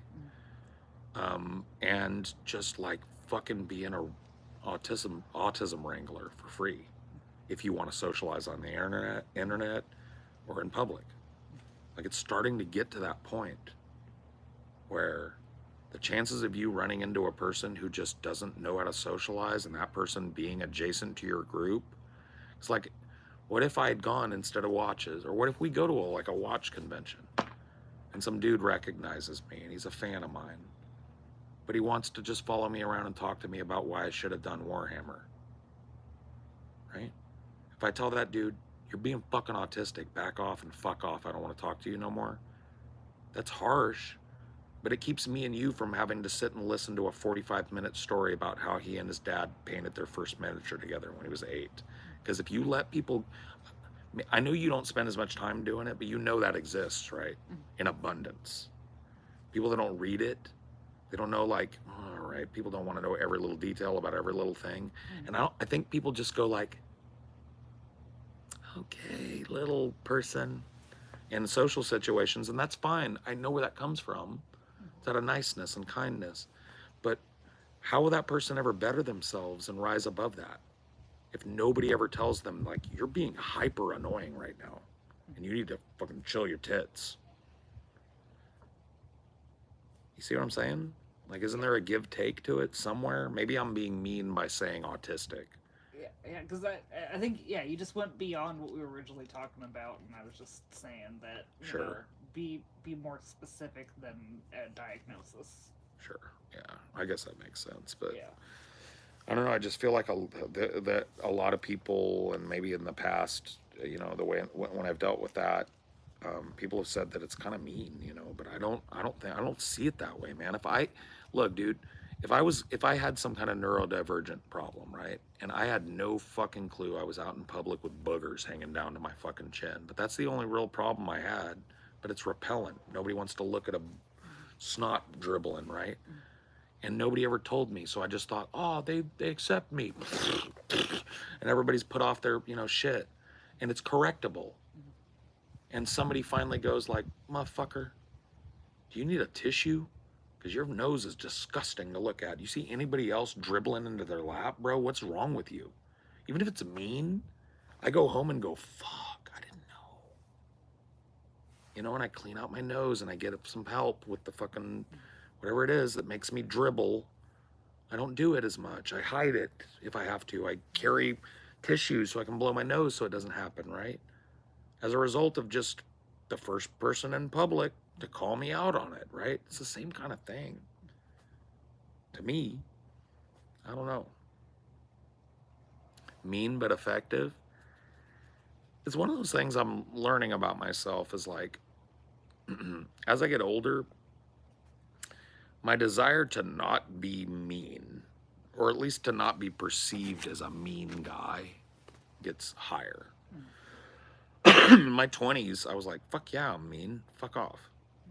You know? I'm kind to the people that are kind to me, but fuck you. You're nobody. You're shit. You know, I would cut people down for a living. Not for a living, but as a hobby. As I get older, I don't want to put that out as much, but I think it's something that's needed sometimes. Like, maybe not meanness, but directness. Maybe I need to learn the difference between that. Because my directness is almost always tinged with a little mean edge to it.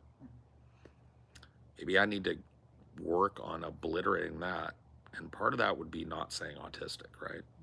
Part of that would be saying, if I want to be direct but not mean, A, Nobody is interested in listening to your third story tonight where you bloviate for 20 minutes.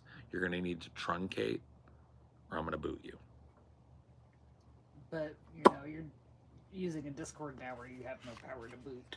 Well, I'm talking theoretically or whatever it is. Yeah. Hey, buddy, I like seeing you here and we can totally chill and play Warhammer, but I am no longer interested in hearing about the game that you played that you think is better. Please don't talk to me about that anymore. If you want to play a game, we can play, but otherwise, leave me alone. Right? Most people won't do that. Most people will try to help. It's like, I don't want to be involved in that person's life. I'm not their dad. I'm not their therapist. I got my shit, my own shit. But the bringing up the autism is like doing the semi-pseudo trying to be their therapist. So. Right, but I'm bringing it up just to like, because baby, I just want to be real with you. That's what I'm dealing with, right? When I'm talking about this. The profound amount of people that I'm talking about, I guarantee you, are either undiagnosed or have their own diagnosis of ASD. So it's not like there's an abundance of people out there who aren't, right? So that's the part that keeps me saying it, but that's 90s brained. Because it is. It's just like, is Jacques, you're fucking autistic. Well, even if you are, I guess I'm not making any friends by calling you it, but I'm not making any friends dealing, because I refuse to go, honey, sweet pea, can we go private for a second? Hey, hold on, everybody.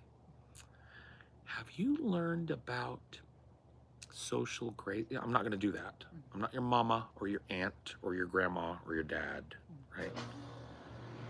So what am I left with?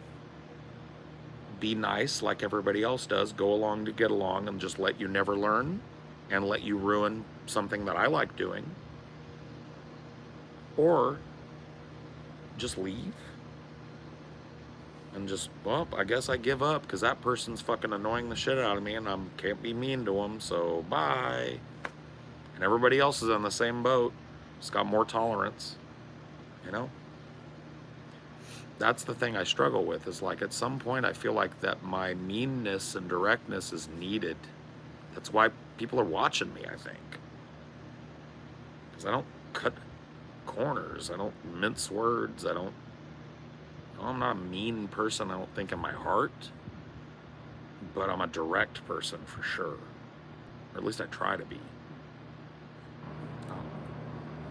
I don't mean to use my sounding board, sorry. I usually use them. Well, I just, like I said, I don't think the issue is that directness is wrong. I just think that you lean on the tism card too much when being direct. Sure. Paul, you rock, dude. Appreciate you. Yeah. Firm boundaries without the tinge of otherizing that autistic delivers. Yeah, I agree with you guys, man. Maybe it's something, but like, once again, language policing too. It bothers me, guys. I'm willing to go along to get along to a certain extent because nobody talks like my parents talked anymore. Like lingo changes, vernacular changes. Fuck, when my parents were growing up, it was fine to call a man right to his face. Hello, Mr. Negro. You know what I mean? Like, look at that Negro over there. And now if you did that, you're probably gonna get slapped up, clapped up, you know what I mean? And rightfully so. So I'm not trying to drag my heels and shit, but fuck, the people that want to waste my time policing my use of words has gone up exponentially in the last fucking 20 years. Well, because there was a point where you were self-policing and then you changed your mind. What changed your mind about the self-policing of retard and stuff? Like using retard. There was a time. Yeah, because, you know what? Because I think it slipped out of me a few times and there was always a corrector there. And I just felt like, you know what, dude? People that are actually retarded aren't watching me. They're not hurt by me using that word. I'm not even really talking about them. I'm using it pejoratively to call somebody who's probably of normal intellect like they're acting like they're not. Right? And so, why are people obsessed with how I fucking use that word? Who's being hurt? I'm saying that you had put it on yourself. I did. Yeah. Well, as a result of people giving me feedback on it. I didn't come to that realization on my own.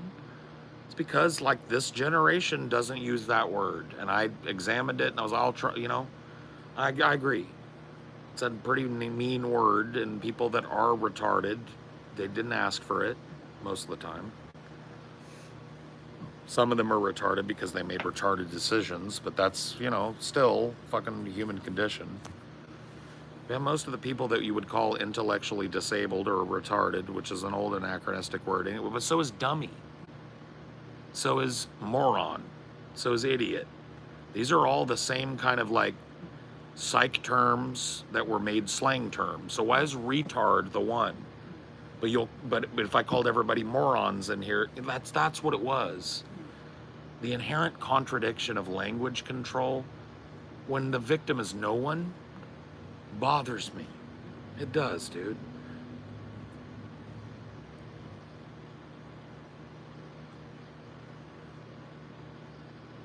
So you would say that, like, moron and retard aren't used as medical terms anymore. No. It's free. Nobody's going to diagnose you an idiot anymore. But nobody really has a problem with me calling somebody an idiot. But if I call them a retard, they flip out. That's also another. Retard is mentally retarded, which is now intellectual disability or developmentally disabled. But going back to what we were talking about earlier, autistic is still a diagnosis. Yeah, that's different. Yeah, so that's the one. That there's more room for interpretation there, but with the retard thing, like, I'm not looking at a Down syndrome kid here and going, "You're retarded," like I'm not doing that. I'm using it the same way everybody else uses idiot, moron, stupid ass, dumb fuck, yokel, hillbilly, whatever. Uneducated swine. It's like a synonym that everybody wants to just fucking like diddly diddly diddly diddly diddly, like focus on, like it undermines everything else I'm saying, and I just don't like that. I don't like that policing. Now, to a certain extent, I agree with language norms. Like, I agree, like, the N-word shouldn't be tossed around flippantly by people that aren't black. And even by black people, I think it ought to be used non-flippantly. It's a nasty fucking word. But it's not for me to decide, right? I didn't, that my people didn't suffer that oppression. It's a different cultural word to me than it is to them. And I shouldn't fling it like it's mine. So I don't. Okay? And that's new. Back in the fucking 80s, it would have been chill for me to make that joke right now. N-word. Maybe it's, why did this guy commit a crime? Maybe it's because he's an N-word. Just kidding, just kidding, just kidding. That would have been cool in the 90s. Not cool now. I don't do it, right? So it's like, I try and take it for what it is. It's like 90s gay. It's like, wait a minute. So you're telling me I, closeted member of the LGBT community, would be labeled gay by some fucking metrics, right? Can't use a slur that was thrown around at me the same way black people can use the N-word, or any other oppressed group can say, like, hell yeah, I'm a fucking this. Yeah, whatever, right? Yeah, like white people even do it. Hell yeah, I'm trailer trash. You see people walking around with a certified trailer trash. Certified white trash. It's like, if you can't do that, then I don't know. I'm a little soundboarded out. Sorry. I'm soundboarding my wife.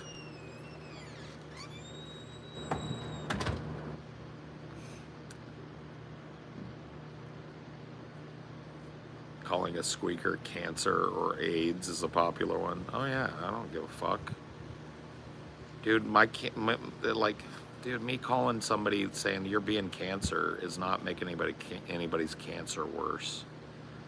And if you're gonna make the argument that, oh, what if you hurt somebody's feelings that has cancer? It's like, dude, if your feelings are put out there like a little fucking glass bauble, you're gonna find a reason to break it. I'm sorry that it has to be that way, but right now you got to be a little bit harder than that.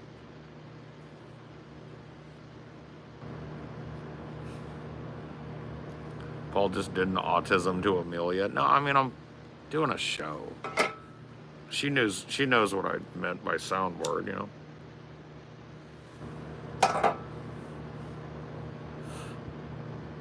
Autistic is barely an acceptable slur now. It's kind of numb to it now.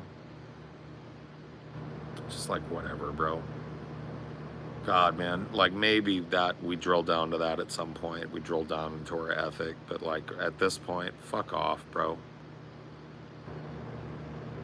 I don't need to be policed to the extent that every little fucking word is wrong.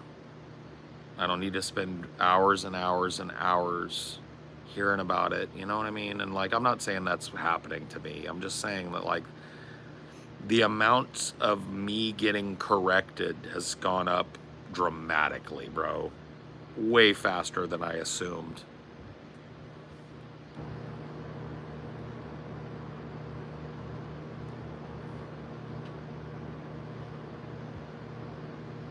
Pull up in a demon on God. I'm pretty stoned. Is that shocking to the folks watching? I'm pretty fucking high. Jesus. What have we been talking about all this time? What have we been blathering about all this time?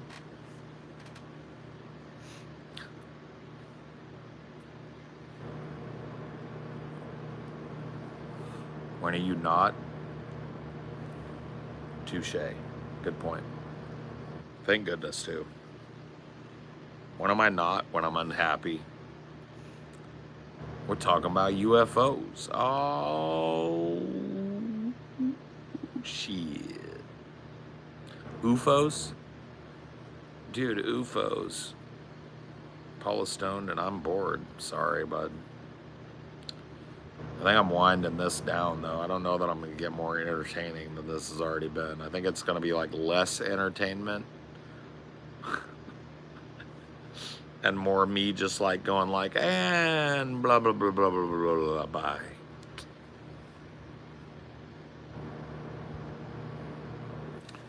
You love your life? I love mine too, honestly, man. I got a pretty great life.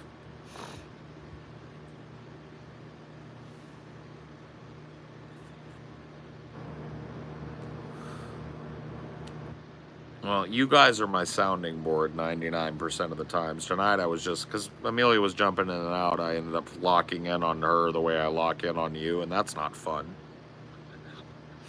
But it's a performance thing, right? I might have been talking to her, but I was not unaware that you guys were listening to everything I was saying, right? Isn't this technology amazing? It pretty much is, yeah. It's kind of crazy. Not to boomer out again for the 90th time tonight, but yeah, sometimes my mind is blown by what we can do with current technology and what we will probably be able to do in 10 years is gonna be fucking crazy, you know? I've seen a lot of technological fucking acceleration in my life. You know, I was born at a time where like in 1980, like a computer was rare as a hen's tooth. A lot of computers like were huge. They were like the size of a fucking armoire, and they used tape drives and all kinds of shit when I was born. And now look, dude, I carry something around in my pocket and don't even think about it. I just utilize it all the time. That's way more powerful than the first PC I built for myself in 1993. It's like probably 100 or 200 or 300 times more powerful than that, and just it's in my pocket.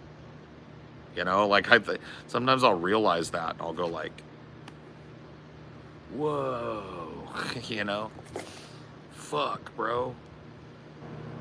It's like I'm playing Ghost of Tsushima now, and sometimes I'll be playing and I'll see like, you know, I've got my fucking OLED monitor and I fucking look at the sunset and it just blinds me for a second. And then I remember sitting and playing Cave of the Word Wizard, you know? And I'm just like, that was industry standard in 1986, 87. And look at, just like in my lifetime, look at what it's done. Fuck, bro.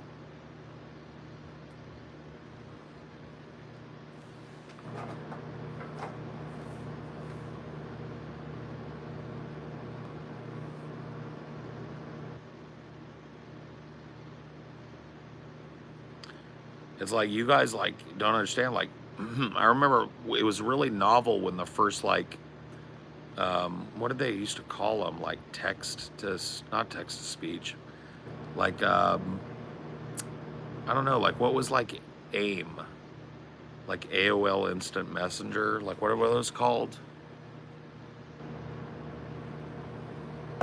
Instant messengers, right?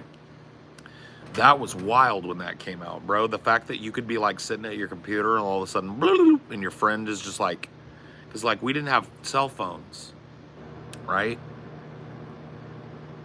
And so like being able to like just be reachable but secretly with text real quick, so you could be just like, all right man, I'll meet you there, and you didn't have to go like boop, boop, boop, boop, boop, boop, boop, boop, boop, boop. You know what I mean? Like it's fucking crazy, bro. You can have a whole ass quick conversation. Like that was the birth of texting, and I was there. I was old enough that I fucking had all that shit as soon as it came out, right? And like pagers, right? Those were the, like, that's how like rich kids flexed when I was when I was in high school. Was, you know, you had a pager, right? And you know, teachers were always getting salty because your pager would go off, and then like, but if that happened, it actually made you the cool kid in class, because oh shit, I didn't know fucking so and so had a pager. Yeah, dude, pager? Question mark? I know. Look it up.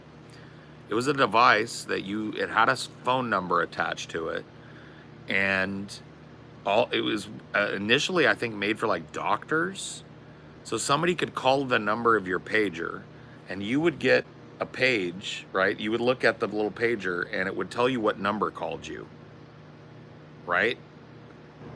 And so you could go like, all right, I'm gonna call that number back, and go find a payphone and get it. So you were reachable when you were out of range of a payphone, right?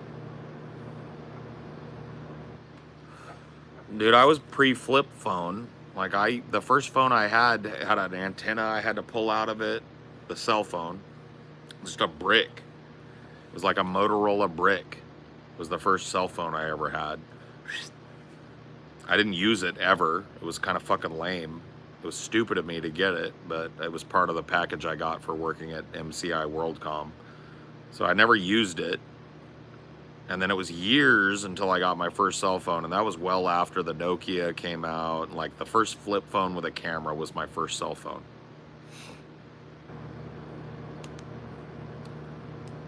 And then I didn't get a smartphone for a long time. I had a flip phone way after everybody else upgraded, because I just didn't want it. So like I've lagged behind the technology, and I'm still blown away by it. You know what I mean? Now I have a fucking iPhone 15, all that shit. Living in South Africa as a kid, I remember old rotary phone. Yeah, dude, I used to dial my fucking, my parents had, we didn't used to have, our house phone was the only phone we had, was a rotary phone when I was a kid. Digital had been invented and released by the 80s, but most people still have their old fucking phone. Why get the new thing? So I know how to dial a fucking rotary phone, because that's how I learned to fucking, so like think about that. Technology has leapt from that to this. In just 44 years I've been alive, and it's accelerating still. So like think about 10 years from now. It's gonna be some wild shit, bros. You guys are gonna see, and like think about you too being younger, right? I probably, like I've taught, you know, I don't know how long I'll live, honestly, but you guys probably got way more time than me. Think about the shit you're gonna see when you're my age, right? And I'm dead and gone already. You guys are gonna see some wild shit, bro. Wild shit.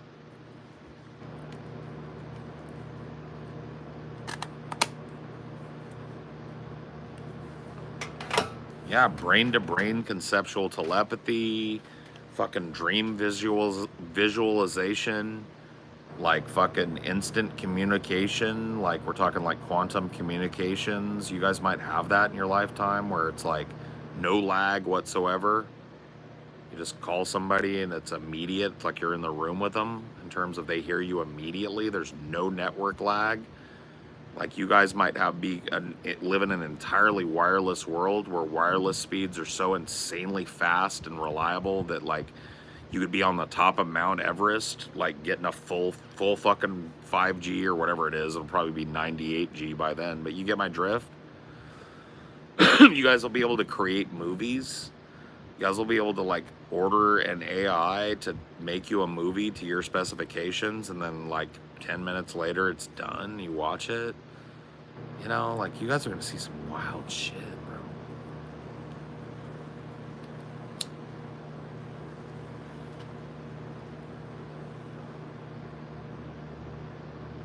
Yeah, I mean, I understand you, Abby, like in terms of like what you want, not your emotions, but yeah, this ability to like consensually hook up your fucking consciousness into something where people can see how you feel rather than how you having to explain it. I mean, that's like fucking like probably like almost doable now. I mean, you understand that they can make fuzzy images from your dreams now? Did you guys hear about that shit? They found a way to like map your brain chemistry while you're sleeping to create like a fuzzy facsimile picture of what you were dreaming about. So like, what do you guys think that's going to be in 15 years? Yeah, look it up.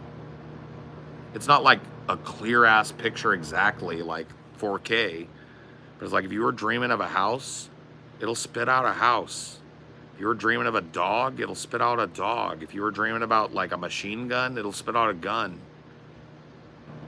I don't know. You can look it up. It's fucking wacky, dude. Think about that in 20 years.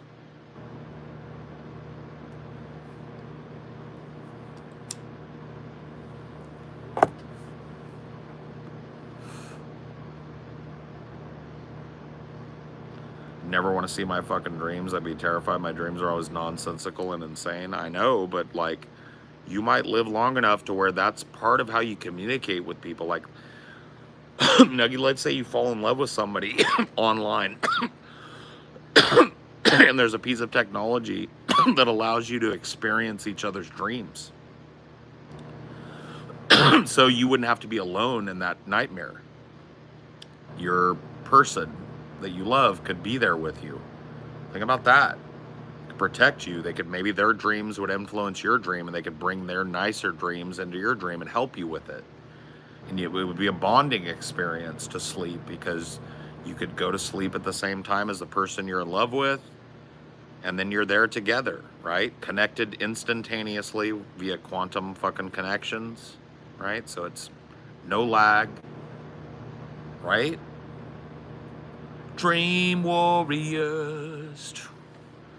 Don't wanna dream. Yeah, like you fucking go to sleep and you're like, oh no, not this again. The monster's coming, and then your fucking like boyfriend or girlfriend just goes, wow, you know, not this time, bitch. You know, that'd be pretty cool. Oh, dream boyfriend, come have dream sex with me. That's oh yeah, you know, like, fuck yeah, dude, why not?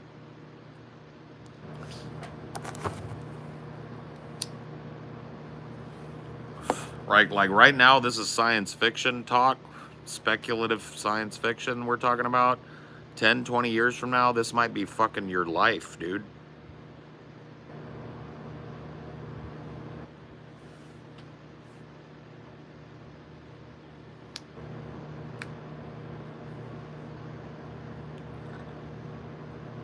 You could record and sell your dreams. What if you could control them, Nuggy? Like, think about it. What if it's not other people in your dreams, but just a device? Because they can read what's in it, they know what brainwaves equal what dreams, they can put a dream in your head.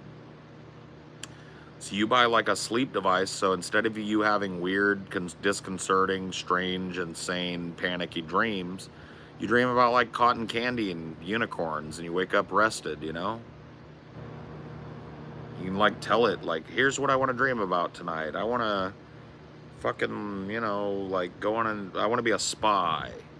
And I want to go on an adventure where I win at the end. And I never want to hurt anybody. I just want to defeat people with love and kisses, you know, and like, boop. And it goes, doodly doodly, and you go to sleep, and like, that's your dream, you know. Okay, that would be great. I have tried the lucid. I was able to lucid dream a few times. Self hypnosis might be something you want to look into, Nuggy. I don't know how hypnotizable you are. I'm extremely suggestible. And so I was able to learn self hypnosis, and it's through that process I was able to lucid dream repeatably a few times in my life. It's just very hard, and I've fallen out of practice. I don't do self hypnosis much anymore. It's kind of become meditation. I'd like to be able to back my dreams up and reference. Yeah, think about that. Like, you ever like had a dream and you wake up and like you get up to pee and then you can't remember what it was, and you're like, fuck, dude, that was a dope dream. What was it? Now that never happens, right? Because your dream buddy fucking has a log and you can go back and watch it. Does very suggestible mean very gullible? Some people would argue that, but the truth of the matter is that hypnotization and altered states of consciousness have been studied by science and verified by science. So a lot of people, I'm not talking about I wouldn't go up and fucking like bark like a dog on a stage. I actually received hypnotherapy when I was the victim of a violent crime. And hypnosis is very much like lucid dreaming, but the lucid one is the person walking you through the hypnosis. And learning how to hypnotize yourself can allow you to access the ability to influence your subconscious. So this is not like woo-woo. This is science fact. You can look into it. Like, and there are a certain swath of the population that is what they call highly suggestible to hypnosis. And it's a minority, unfortunately. I think it's 10% or 15% of people are highly suggestible. Broadly, I think just over a quarter of people, like 27% the last time I looked, were suggestible. And then the rest of people just really can't be hypnotized or are very not suggestible to it. So it all just kind of depends, right? I am highly suggestible. I am a person that can be taken very deep and led through whatever scenario you paint in my head.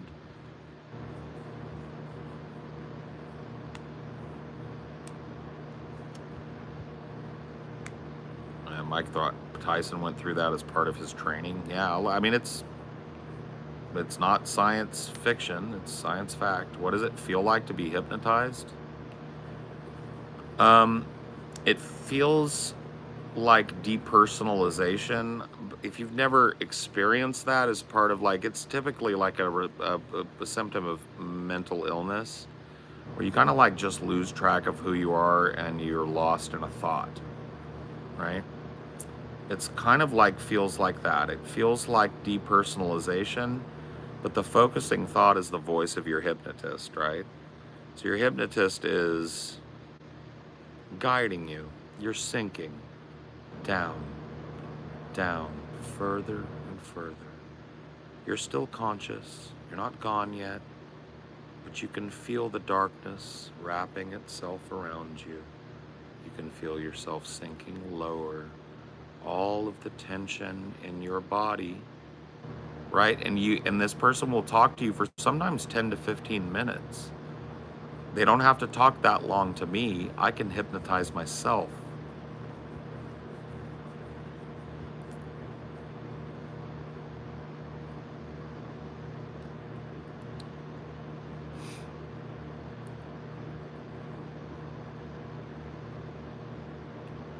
Gosh, this is soothing.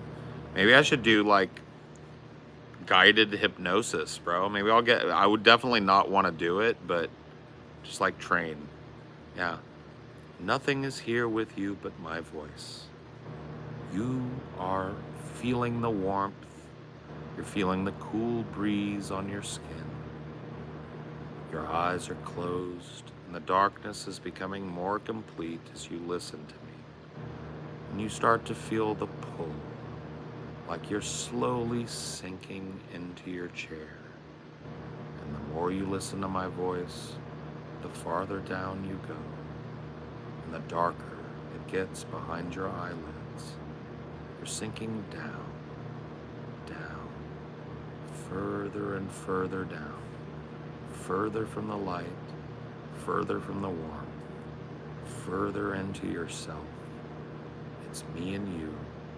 It's my voice. It's all there is. You're sinking lower.